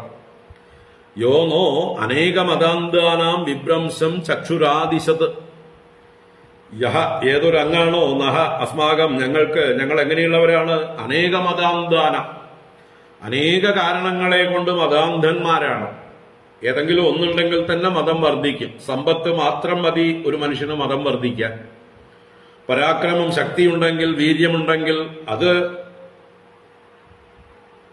മതകാരണമാണ്. കുലമഹിമയുണ്ടെങ്കിൽ മതകാരണമാണ്. സൗന്ദര്യമുണ്ടെങ്കിൽ മതകാരണമാണ്. സ്ഥാനമാനങ്ങളുണ്ടെങ്കിൽ മതകാരണമാണ്. വിദ്യയുണ്ടെങ്കിൽ മതകാരണമാണ്. ബന്ധുജനങ്ങളുണ്ടെങ്കിൽ മതകാരണമാണ്. അപ്പൊ എല്ലാം അഹങ്കാരത്തെ വർദ്ധിപ്പിക്കുന്നതാണ്. അങ്ങനെയുള്ള എല്ലാം ഉണ്ട് ഇപ്പൊ ഞങ്ങൾക്ക്. അസുരന്മാർക്ക് ഈ പറഞ്ഞതെല്ലാം ഉണ്ട്. ഇതൊക്കെ ഉണ്ടായിട്ടും അനേക മതാന്താനം നഹ വിഭ്രംശം ചക്ഷുഹു ആദിശത്. വിഭ്രംശം ചക്ഷുഹു. വിഭ്രംശം ചക്ഷുഹു എന്ന് പറഞ്ഞാൽ വിഭ്രംശരൂപമായ ദർശനം. ചക്ഷുസ് എന്ന് പറഞ്ഞാൽ ദർശനം. എന്താണ് വിഭ്രംശരൂപമായിട്ട് ദർശനം? അതിൽ നിന്നൊക്കെ ഭ്രംശിക്കുക. ഇതെല്ലാം ഇല്ലാതായാൽ, സർവസ്വം നഷ്ടപ്പെട്ടാൽ എന്തായിരിക്കും ഫലം എന്ന് കാണിച്ചു കൊടുക്കുന്ന, പരമാർത്ഥത്തെ ദർശിപ്പിക്കുന്ന. കാരണം ഇത് ഉള്ളപ്പോൾ നമ്മൾ ആകെ ചിന്തിക്കാൻ കഴിവില്ലാത്തവരാണ്. ഇത് ഓരോന്നും നമ്മളെ ഇൻടോക്സിക്കേറ്റഡ് ആക്കുകയാണ്. നമുക്ക് ധനം വരുമ്പോ ചിന്ത, വിവേകം നഷ്ടപ്പെടുകയാണ്. എങ്ങനെയാണ്? നമ്മുടെ ബുദ്ധിയിലെ ടോക്സിൻസ് പ്രവർത്തിക്കുകയാണ്. അതുകൊണ്ട് കണ്ണ് കാണില്ല. അപ്പൊ ആ കണ്ണ് ക്ലീൻ ചെയ്യണം. നല്ലതിനെ, ഉള്ളതിനെ ഉള്ളതുപോലെ കാണാൻ ആ ധനമതം കഴുകിക്കളയണം. അതുപോലെ തന്നെ ഐശ്വര്യമതം, എന്തെല്ലാം സ്ഥാനമാനങ്ങളുണ്ടോ, യൗവനമുണ്ടോ, ശക്തിയുണ്ടോ, ബന്ധുബലമുണ്ടോ, ഏതൊക്കെ ഉണ്ടോ അതൊക്കെ നമ്മളെ ഇൻടോക്സിക്കേറ്റഡ് ആക്കും. നമ്മുടെ ഇന്നലെ വളരെ പ്രശസ്തമായ, അല്ലെങ്കിൽ പ്രശസ്തമല്ല, കുപ്രശസ്തി നേടിയതായിട്ടുള്ള ഒരു ഇത് വാട്സപ്പുകളിലും അല്ലെങ്കിൽ ഫേസ്ബുക്കിലും ഒക്കെ ഓടി നടക്കുന്നുണ്ട്. എന്താണ്? നമ്മുടെ തിരുവനന്തപുരം മേയറുടെ മേയറും മേയറുടെ ഭർത്താവായിട്ടുള്ള MLA-യും കാട്ടിക്കൂട്ടിയ കോലാഹലങ്ങൾ അല്ലെ. പാവം ഒരു KSRTC ഡ്രൈവറുടെ മുമ്പിൽ അവനായിട്ട് തേജോവധം ചെയ്യുന്ന, ഭേദ്യം ചെയ്യുന്നതായിട്ടുള്ള രംഗങ്ങൾ. അവനെ വണ്ടി ഓടിക്കാൻ സമ്മതിക്കാതെ അവന്റെ മുമ്പിലിട്ട് വണ്ടിയിട്ട് കളിച്ച് ബ്രേക്ക് ചെയ്ത് അവനെ, ഒരു വലിയ വണ്ടി ഓടിക്കുന്നവർക്കേ അതിന്റെ കഷ്ടം അറിയുള്ളൂ. ചെറിയ വണ്ടി ബ്രേക്ക് ചെയ്യുന്ന പോലെയല്ല വലിയ വണ്ടി ബ്രേക്ക് ചെയ്യുമ്പോൾ. എത്രയോ ദൂരത്തുനിന്ന് ഓടി എങ്ങനെയെങ്കിലും അവന്റെ ഡെസ്റ്റിനേഷൻ എത്തിയാൽ മതി എന്ന് പറഞ്ഞിട്ടുള്ള ഇതിൽ ഓടുകയാണ്. അപ്പൊ അവനെ എങ്ങനെയൊക്കെ ഉപദ്രവിച്ചു, എന്തൊക്കെ വിളിച്ചു, അവന്റെ ജോലി കളയുന്നതാണ് അവസാനം ഭീഷണിപ്പെടുത്തിയത്. എന്റെ ജോലി ശരിയാക്കി തരാം. ഇവർക്കൊന്നും ജോലി ഉണ്ടാക്കി കൊടുക്കാനാവില്ല, നശിപ്പിക്കാനറിയാം. അതാണ് അസുര സ്വഭാവം. അപ്പൊ അഹങ്കാരം, ആ സ്ഥാനം, MLA ആയതും ഈ മേയർ ആയതും ഒക്കെ പക്വതയില്ലാത്ത പ്രായത്തിലാണ്.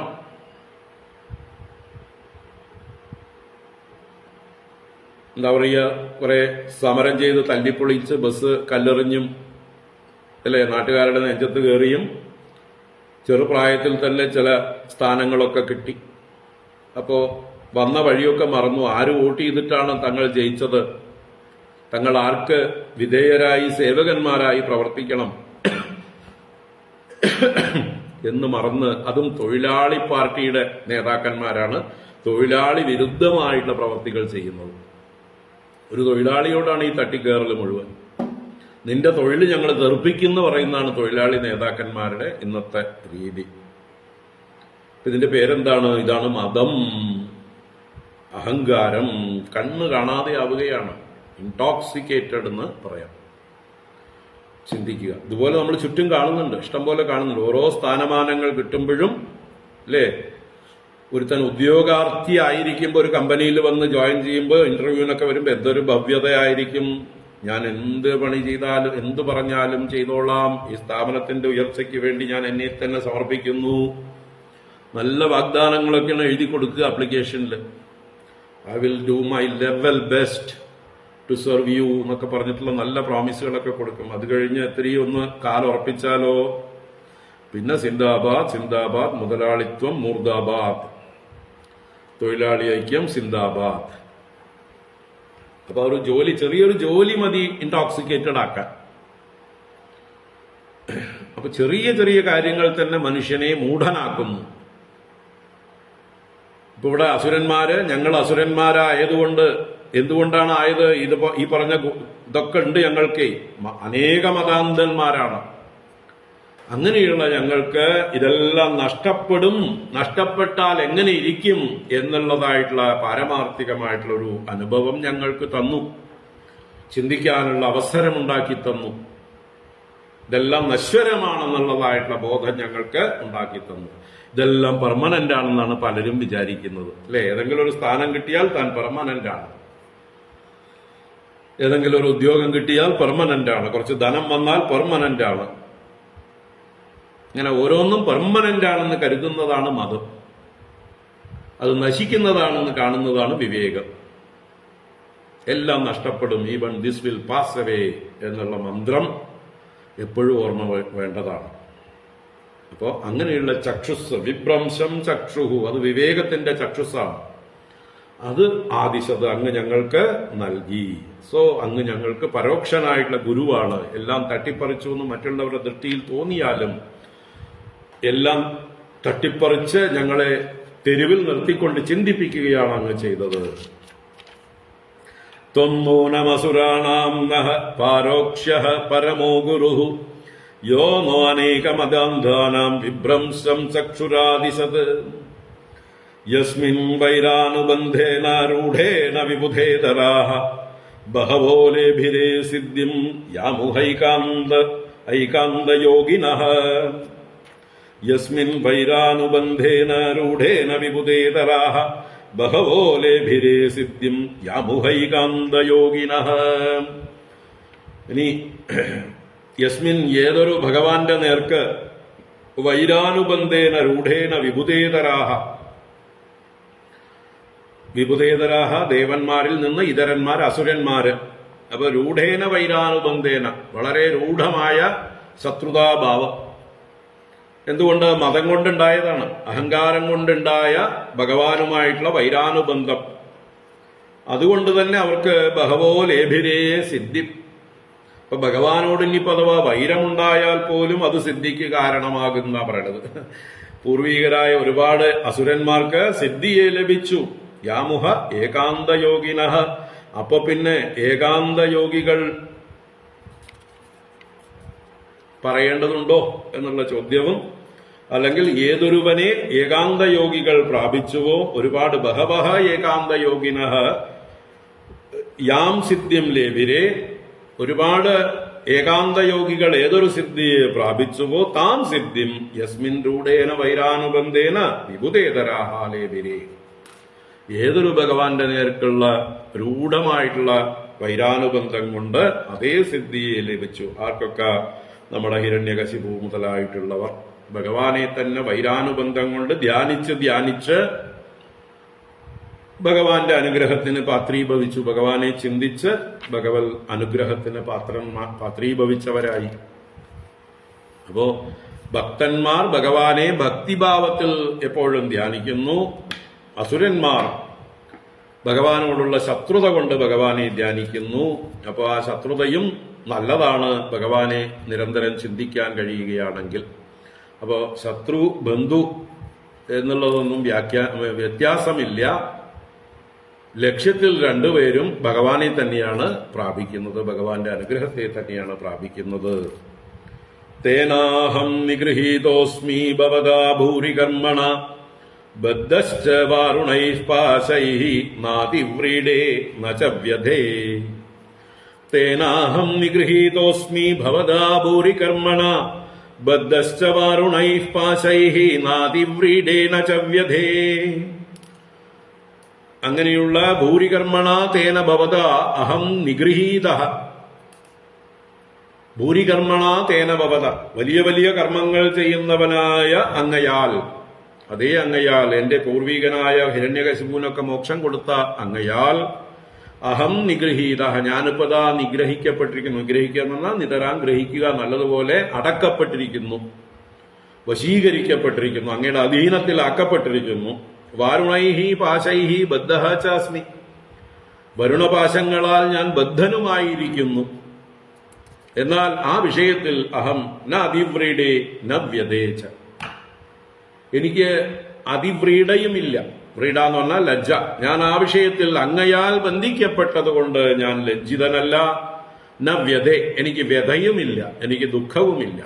കാരണം അങ്ങയുടെ കൈകൊണ്ടാണ് അല്ലേ. അടി കൊള്ളുകയാണെങ്കിൽ മോതിരമിട്ട കൈകൊണ്ട് കൊള്ളണം എന്ന് പറയും അല്ലേ. ദരിദ്രരുടെ കയ്യിൽ നിന്ന് കൊള്ളുന്നതിനേക്കാൾ മോതിരമിട്ട കൈകൊണ്ട് അടി കൊള്ളുന്നത് നല്ലതാണ് എന്ന് പറയും. അതുപോലെ ഇവിടെ ഭഗവാന്റെ കൈകൊണ്ടല്ലേ നിഗ്രഹം അഥവാ എന്നെ കെട്ടിയിരിക്കുന്നത് വരണപാശത്താൽ. അപ്പൊ ഇതില് എനിക്ക് ലജ്ജിക്കേണ്ടതായിട്ടൊന്നുമില്ല, ദുഃഖിക്കേണ്ടതായിട്ടില്ല. കാരണം അങ്ങയെക്കുറിച്ച് വിപരീതമായി ശത്രുവായി ചിന്തിച്ച എത്രയോ അസുരന്മാർ മുക്തിയെ പ്രാപിച്ചിരിക്കുന്നു, സിദ്ധന്മാരായി തീർന്നിരിക്കുന്നു.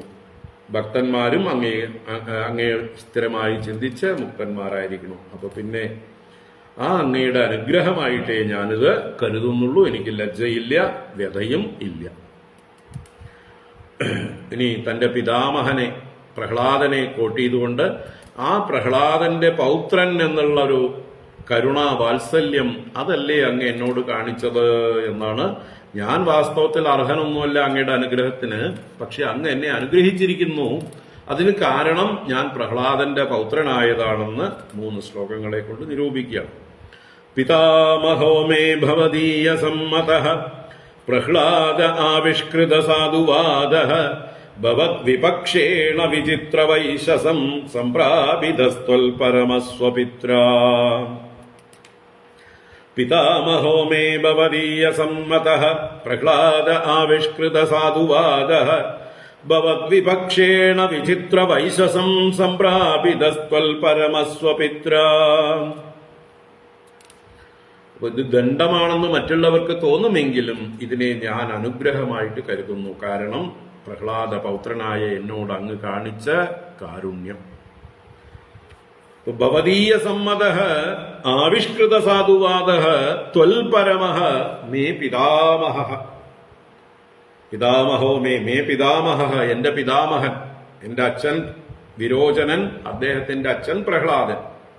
അപ്പൊ എന്റെ പിതാമഹൻ, എന്റെ അച്ഛൻ, എന്റെ മുത്തശ്ശൻ അല്ലെ, എന്റെ പിതാമഹൻ ഭവദീയ സമ്മതഃ, അങ്ങയെ പോലെയുള്ള ആളുകൾക്കൊക്കെ ബഹുമാനിതനാണ്, സമ്മതനാണ്, എല്ലാവർക്കും പ്രിയപ്പെട്ടവനാണ്. ആവിഷ്കൃത സാധുവാദഃ, എല്ലാവരാലും സാധു സാധു സാധു എന്ന് പറയപ്പെടുന്നവനാണ്.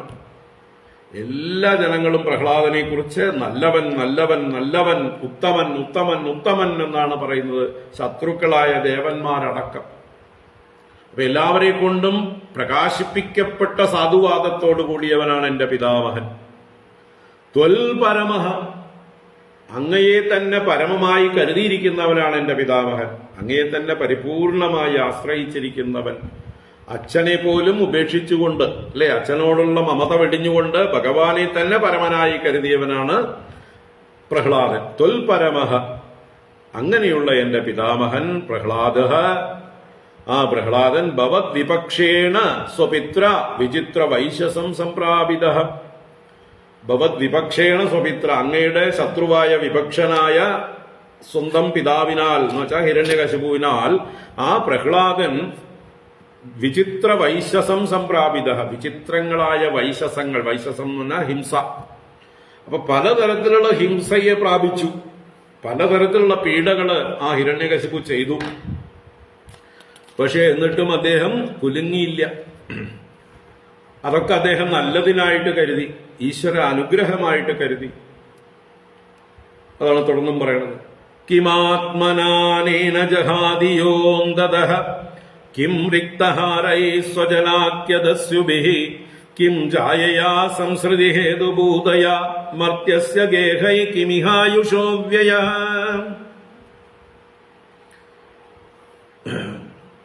സ്വന്തം പിതാവ് ഹിംസിച്ചപ്പോഴും അദ്ദേഹത്തിന്റെ വിചാരം എന്താണെന്ന് പറയണം. ആരുടെ? പ്രഹ്ലാദൻ എങ്ങനെയാണ് കരുതിയത്? കിമാത്മനാനേന ജഹാദിയോന്തദഃ കിം റിക്തഹാരൈഃ സ്വജനാക്യദസ്യുഭിഃ കിം ജായയാ സംസൃതി ഹേതുഭൂതയാ മർത്യസ്യ ഗേഹൈ കിമിഹായുഷോ വ്യയഃ. പ്രഹ്ലാദൻ ചിന്തിക്കുകയാണ്, കിം ആത്മന അനേന ജഹാദി യോ അന്തതഃ. അനേന ആത്മന കിം, ഈ ശരീരം കൊണ്ട് എന്ത് കാര്യം? ആത്മന എന്നുള്ളത് ഇവിടെ ശരീരം എന്നുള്ള അർത്ഥത്തിലാണ്. അപ്പൊ ഈ ശരീരം കൊണ്ട് എനിക്ക് എന്ത് കാര്യം? കാരണം യോ അന്തതഃ ജഹാദി, ഏതൊന്നാണോ മരണസമയത്ത് ഉപേക്ഷിക്കേണ്ടത് അപ്പൊ എപ്പോഴായാലും ഉപേക്ഷിക്കേണ്ട സാധനം ഈ ഭാണ്ഡം, ഈ മലഭാണ്ഡം. ഇതുകൊണ്ട് എനിക്ക് എന്ത് കാര്യം? ഉപേക്ഷിക്കാനുള്ള സാധനം, ഉപേക്ഷിക്കാനുള്ള സാധനം, ഉപേക്ഷിക്കാനുള്ള സാധനം.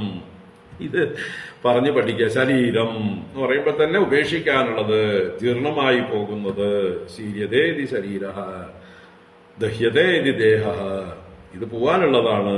ഇതാർക്കെങ്കിലും കൃമികൾക്ക് ഭക്ഷണമായോ ഭസ്മമായോ അല്ലേ എന്തെങ്കിലും സസ്യജാലങ്ങൾക്ക് വളമായോ എന്തെങ്കിലുമായി പോകാനുള്ളതാണ്. അപ്പോ അനേന ആത്മനാക്യം, കാരണം യാ അന്തതഃ ജഹാദി, അവസാനം ഉപേക്ഷിക്കാനുള്ളതാണ്, തൂക്കി വലിച്ചെറിയാനുള്ള സാധനമാണത്. കിം റിക്തഹാരൈഹി സ്വജനാക്യ ദസ്യുഭിഹി, സ്വജനാക്യ ദസ്യുഭിഹി കിം, സ്വജനന്മാർ എന്ന് വിളിക്കുന്ന ശത്രുക്കളെ കൊണ്ട് എന്ത് കാര്യം? സ്വജനന്മാരെന്ന് വിളിക്കുന്നതൊക്കെ ശത്രുക്കളാണ്. ഇവനൊക്കെ എന്റെ ബന്ധു എന്ന് പറഞ്ഞിട്ടാണല്ലോ നമ്മൾ സ്വജനം സ്വജനം സ്വജനം എന്ന് പറഞ്ഞു. വാസ്തവത്തിൽ ശത്രുക്കളാണ്. എന്താ കാരണം? റിക്തഹാരന്മാരാണ്. റിക്തം എന്നാൽ ധനം, ഹരിക്കുക, അപഹരിക്കുക. അപ്പൊ നമ്മുടെ ബന്ധുക്കളാണ് നമ്മുടെ ധനത്തേക്ക് കൂടുതലും അപഹരിക്കുന്നത്.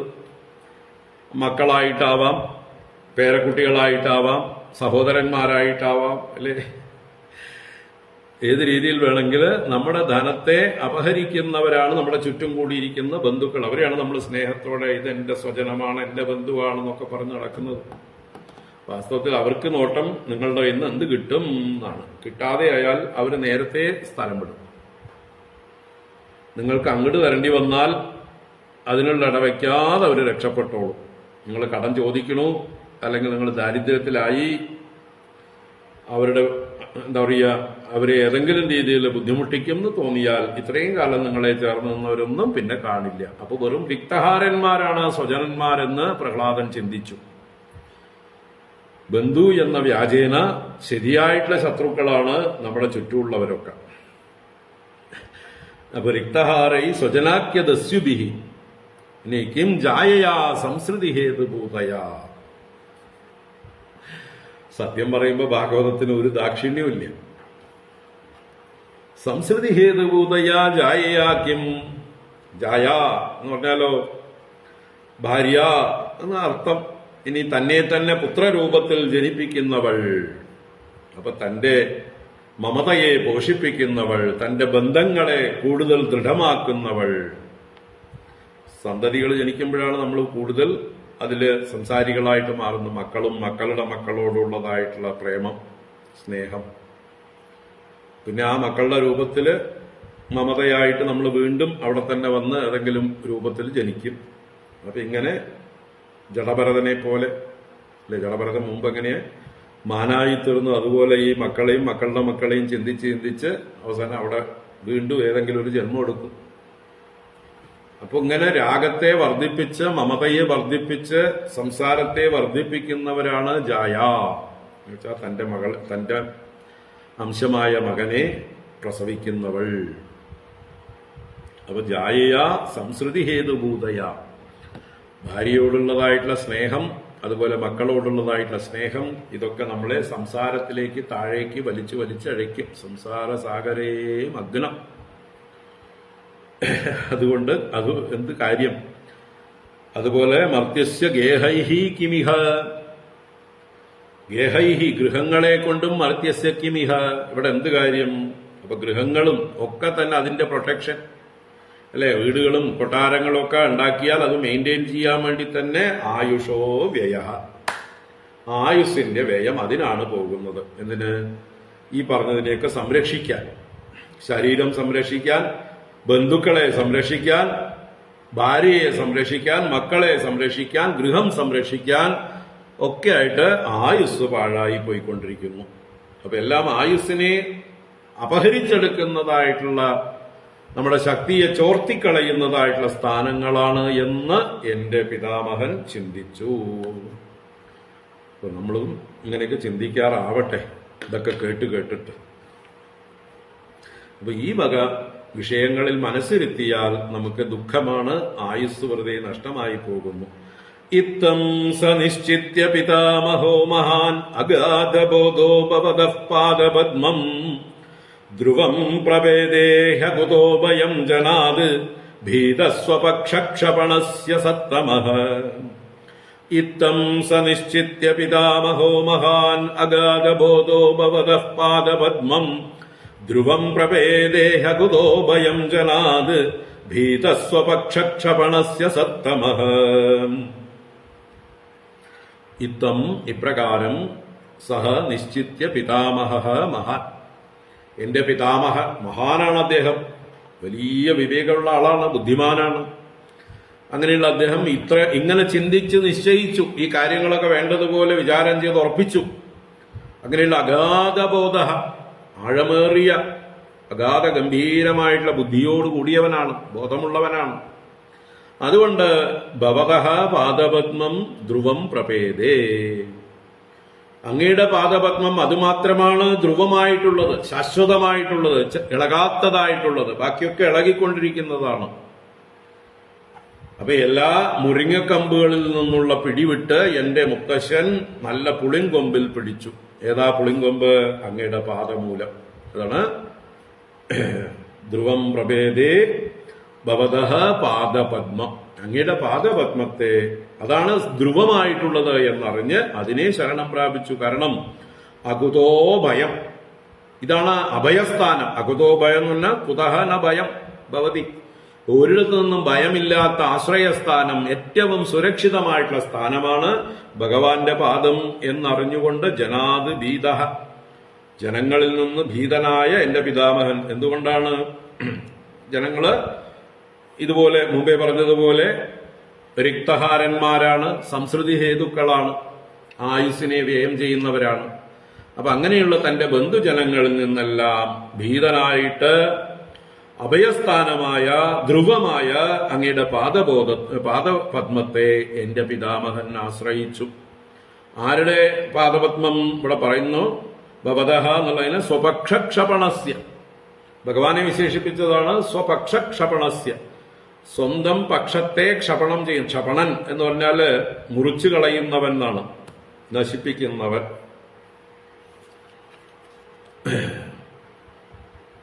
അപ്പൊ സ്വപക്ഷത്തെ, തന്റെ ജനങ്ങളെ, തന്റെ ബന്ധുജനങ്ങളെ നിഗ്രഹിക്കുന്നവനാണ് ഭഗവാൻ. തന്റെ അച്ഛനെ തന്നെ കൊന്നു, അല്ലേ?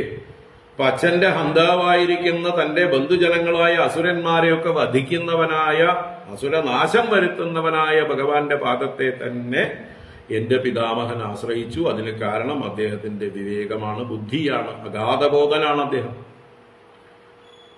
അദ്ദേഹത്തിന് നേരത്തെ തന്നെ പിടികിട്ടി, ബന്ധുക്കള് എന്ന് പറഞ്ഞാൽ യഥാർത്ഥത്തിൽ ശത്രുക്കളാണ്, ശത്രുവിനെ പോലെയുള്ള ഭഗവാനാണ് യഥാർത്ഥ ബന്ധു എന്ന് എന്റെ പിതാമഹന് വകതിരിവുണ്ടായി. എനിക്കിപ്പോഴാണ് ഉണ്ടായത്. ഇത്രയും കാലം ഞാൻ അങ്ങനെയല്ല കരുതിയിരുന്നത്. ഇപ്പോഴാണ് അങ്ങ് എന്റെ കണ്ണ് തുറപ്പിച്ചത്. ഇപ്പൊ എനിക്ക് വകതിരിവുണ്ടായി. ആ പിതാമഹനോടുള്ള വാത്സല്യമാണ് എന്നോട് കാരുണ്യമായിട്ട് അങ്ങ് കാണിച്ചത്. അപ്പൊ സത്തമഹ, അങ്ങ് പ്രഹ്ലാദനെയാണ് ഇവിടെ സത്തമൻ എന്ന് വിളിച്ചത്. സജ്ജനങ്ങളിൽ വെച്ച് ഉത്തമനായിട്ടുള്ള എന്റെ പിതാമഹൻ സ്വന്തം ബന്ധുക്കളെ നിഗ്രഹിക്കുന്നവനായിട്ട് പോലും അങ്ങയുടെ പാദപത്മത്തെ ശരണം പ്രാപിച്ചു. കാരണം അത് മാത്രമാണ് അഭയസ്ഥാനം, അത് മാത്രമാണ് ധ്രുവം. ബാക്കിയുള്ളതൊക്കെ നമ്മളെ സംസാരത്തിൽ ഇട്ട് വെള്ളം കുടിപ്പിക്കുന്നതാണ്, നമ്മളെ ദുഃഖം തരുന്നതാണ്, ആയുസ്സിനെ നശിപ്പിക്കുന്നതാണ്. അദാഹമപ്യാത്മരിപോസ്തവന്തികം ദൈവേന നീതഃ പ്രസവം ത്യാജിതശ്രീഹി ഇദം കൃതാന്തന്തികവർത്തി ജീവിതം യയാ ധ്രുവം സ്തബ്ധമതിർന ബുധ്യതേ. അത അഹമപി ആത്മരിപോഃ തവാന്തികം ദൈവേന നീതഃ പ്രസവം ത്യാജിതശ്രീഹി ഇദം കൃതാന്താന്തികവർത്തി ജീവിതം യയാ ധ്രുവം സ്തബ്ധമതിർന ബുധ്യതേ. അതുകൊണ്ട് അഹമപി, ഞാനും, ആത്മരിപോഹോ തവ അന്തികം, ആത്മരിപു, എന്റെ ശത്രുവാണ്, എന്റെ വംശശത്രുവാണ്, ആജന്മശത്രുവാണ് അങ്ങ്, അല്ലെ? അസുരന്മാരുടെ വംശശത്രുവാണ് വിഷ്ണു. അങ്ങനെയുള്ള ആത്മരിപോഹോ തവ അന്തികം, അങ്ങയുടെ സമീപത്തേക്ക് ദൈവേന നീതഃ, വിധിവശാൽ ഞാൻ നയിക്കപ്പെട്ടു. ദൈവേന, എന്റെ കർമ്മഫലം കൊണ്ടോ പ്രാരബ്ധം കൊണ്ടോ ഈശ്വരാനുഗ്രഹം കൊണ്ടോ വിധി കൊണ്ടോ എന്താണെന്നറിയില്ല, അദൃഷ്ടമായിട്ടുള്ള പല കാരണങ്ങളെ കൊണ്ടും ഞാൻ അങ്ങയുടെ അടുത്തേക്ക് വലിക്കപ്പെട്ടു. ദൈവേന നീത അന്തികം പ്രസവം ത്യാജിതശ്രീഹി. ബലാത്കാരേണ എന്റെ സ്ത്രീയെല്ലാം ത്യജിക്കപ്പെട്ടു, അപഹരിക്കപ്പെട്ടു. എല്ലാറ്റിൽ നിന്നും ഞാൻ മുക്തനായി നിസ്വനായി തീർന്നു. എന്റെ എല്ലാ സ്ത്രീയെയും അങ്ങ് തട്ടി മാറ്റിക്കളഞ്ഞു. അതാണ് പ്രസവം ത്യാജിതശ്രീഹി. ആ സ്ത്രീ എന്തിനു കാരണമാണ്? യയാ സ്തബ്ധമതി. ഈ ധനം കൊണ്ട്, സ്ത്രീ കൊണ്ട്, ഐശ്വര്യം കൊണ്ട് മതിക്ക് സ്തംഭനാവസ്ഥയുണ്ടാകുന്നു, സ്തബ്ധമതിയായിത്തീരുന്നു, ചിന്തിക്കാനുള്ള ശേഷി നഷ്ടപ്പെടുന്നു, ജഡത്വം ബാധിക്കുന്നു, ഉന്മത്തനായിത്തീരുന്നു. അങ്ങനെ സ്തബ്ധമതിയായിട്ട് എന്ത് ചെയ്യുന്നു? കൃതാന്താന്തികവർത്തി ഇതം ജീവിതം അധ്രുവം ന ബുദ്ധ്യത. ഈ ജീവിതം അധ്രുവം ഇതി ന മന്യത ന ബുദ്ധ്യത. ഇത് ശാശ്വതമല്ല എന്ന് അവൻ കരുതുന്നില്ല. ആരാണോ സ്ത്രീ കൊണ്ട്, ഐശ്വര്യം കൊണ്ട് മതം ബാധിച്ച് ചിന്തിക്കാൻ കഴിവില്ലാതാവുന്നത്, അവൻ മരണം വരുന്നത് അറിയുന്നില്ല. മരണമാണെങ്കിലോ, നമ്മുടെ ജീവിതമാണെങ്കിലോ കൃതാന്ത അന്തികവർത്തി. കൃതാന്തൻ യമൻ, അന്തികവർത്തി സമീപവർത്തി. അപ്പൊ എപ്പോഴും യമൻ കൂടെയുണ്ട്. മൃത്യു നമ്മുടെ കൂടെ തന്നെ, ജനിച്ചപ്പോ കൂടെ പുറപ്പായിട്ടുണ്ട്. ജാതസ്യഹി ധ്രുവോ മൃത്യു. എപ്പോഴാണ് മരണം എന്നുള്ളത് നമുക്ക് അറിയില്ല, കൂടെ ഉണ്ട്. അപ്പൊ കൃതാന്തന്റെ അന്തികവർത്തിയാണ് നമ്മുടെ ഈ ജീവിതം. അത് അധ്രുവമാണെന്ന് നേരത്തെ അറിയുന്നു, അത്രയും നല്ലത്. പക്ഷേ ഇവർക്ക് ചിന്തിക്കാൻ കഴിവില്ലാത്തത് കൊണ്ട്, അല്ലേ, മന്ദബുദ്ധികൾ, ബുദ്ധി നശിച്ച് ഐശ്വര്യത്തിൽ മതോന്മത്തരായി അവര് മരണത്തെക്കുറിച്ചോ ജീവിതം നശിച്ചു പോകുന്നതിനെക്കുറിച്ചോ ചിന്തിക്കുന്നില്ല. സ്ത്രീയാണ് ഇതിനൊക്കെ കാരണം. ആ സ്ത്രീ നഷ്ടപ്പെട്ടത് അതുകൊണ്ട് എനിക്ക് അനുഗ്രഹമായി. ത്യാജിത സ്ത്രീയായിട്ട് ഞാൻ അങ്ങയുടെ അടുത്തേക്ക് വലിച്ചഴക്കപ്പെട്ടു. ദൈവേന. എന്തോ എന്റെ ഭാഗ്യം, ഭാഗ്യം, ഭാഗ്യം. അപ്പൊ ഞാൻ പിതാമഹന്റെ അനുഗ്രഹം കൊണ്ടായിരിക്കണം, എന്റെ പിതാമഹനോടുള്ള അങ്ങയുടെ വാത്സല്യം കൊണ്ടായിരിക്കണം ഞാൻ ഇപ്പോ സർവസ്വവും നഷ്ടപ്പെട്ട് അങ്ങയുടെ കാൽ കീഴിൽ കിടക്കുന്നത്. എന്തായാലും ഇപ്പൊ ഞാനത് വിവേകം കൊണ്ട് ഭാഗ്യമായിട്ട് കരുതുന്നു എന്ന് പറഞ്ഞുകൊണ്ട് ഇദ്ദേഹം സ്തുതിച്ച് ഭഗവാനോട് എന്താ പറയുക, ക്ഷമാപണം ചെയ്യുന്ന, ഭഗവാനോട് വാഗ്ദാനം ചെയ്യുന്നതായിട്ടുള്ള, അല്ലെങ്കിൽ തന്റെ ശിരസിൽ പാദം വയ്ക്കാനുള്ളതായിട്ടുള്ള അനുഗ്രഹത്തിനായി ഭഗവാന്റെ മുമ്പിൽ നിൽക്കുന്ന ആ മഹാബലി ഇങ്ങനെ ചെയ്തുകൊണ്ടിരിക്കുമ്പോൾ അതാ പ്രഹ്ലാദൻ അവിടെ ആഗമിക്കുന്നു. അത് നമുക്ക് നാളെ കാണാം. ഇന്ന് വൈകുന്നേരം ക്ലാസ്സില്ല, എനിക്ക് കുറച്ച് തിരക്കുകളുണ്ട്. അപ്പോൾ നാളെ തുടരാം ഈ അധ്യായം. ഓം കായേന വാചാ മനസേന്ദ്രിയൈർവാ ബുദ്ധ്യാത്മനാ വാ പ്രകൃതേ സ്വഭാവാത് കരോമി യദ്യത് സകലം പരസ്മൈ നാരായണായേതി സമർപ്പയാമി. ഓം ശാന്തി ശാന്തി ശാന്തി. ഹരി ഓം ശ്രീ ഗുരുഭ്യോ നമഃ. ഹരി ഓം നാരായണ. ഹരി ഓം.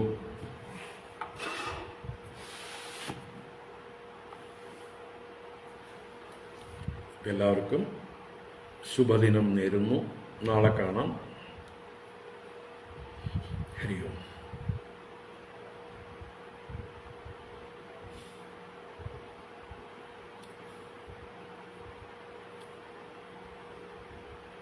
ഹരി ഓം.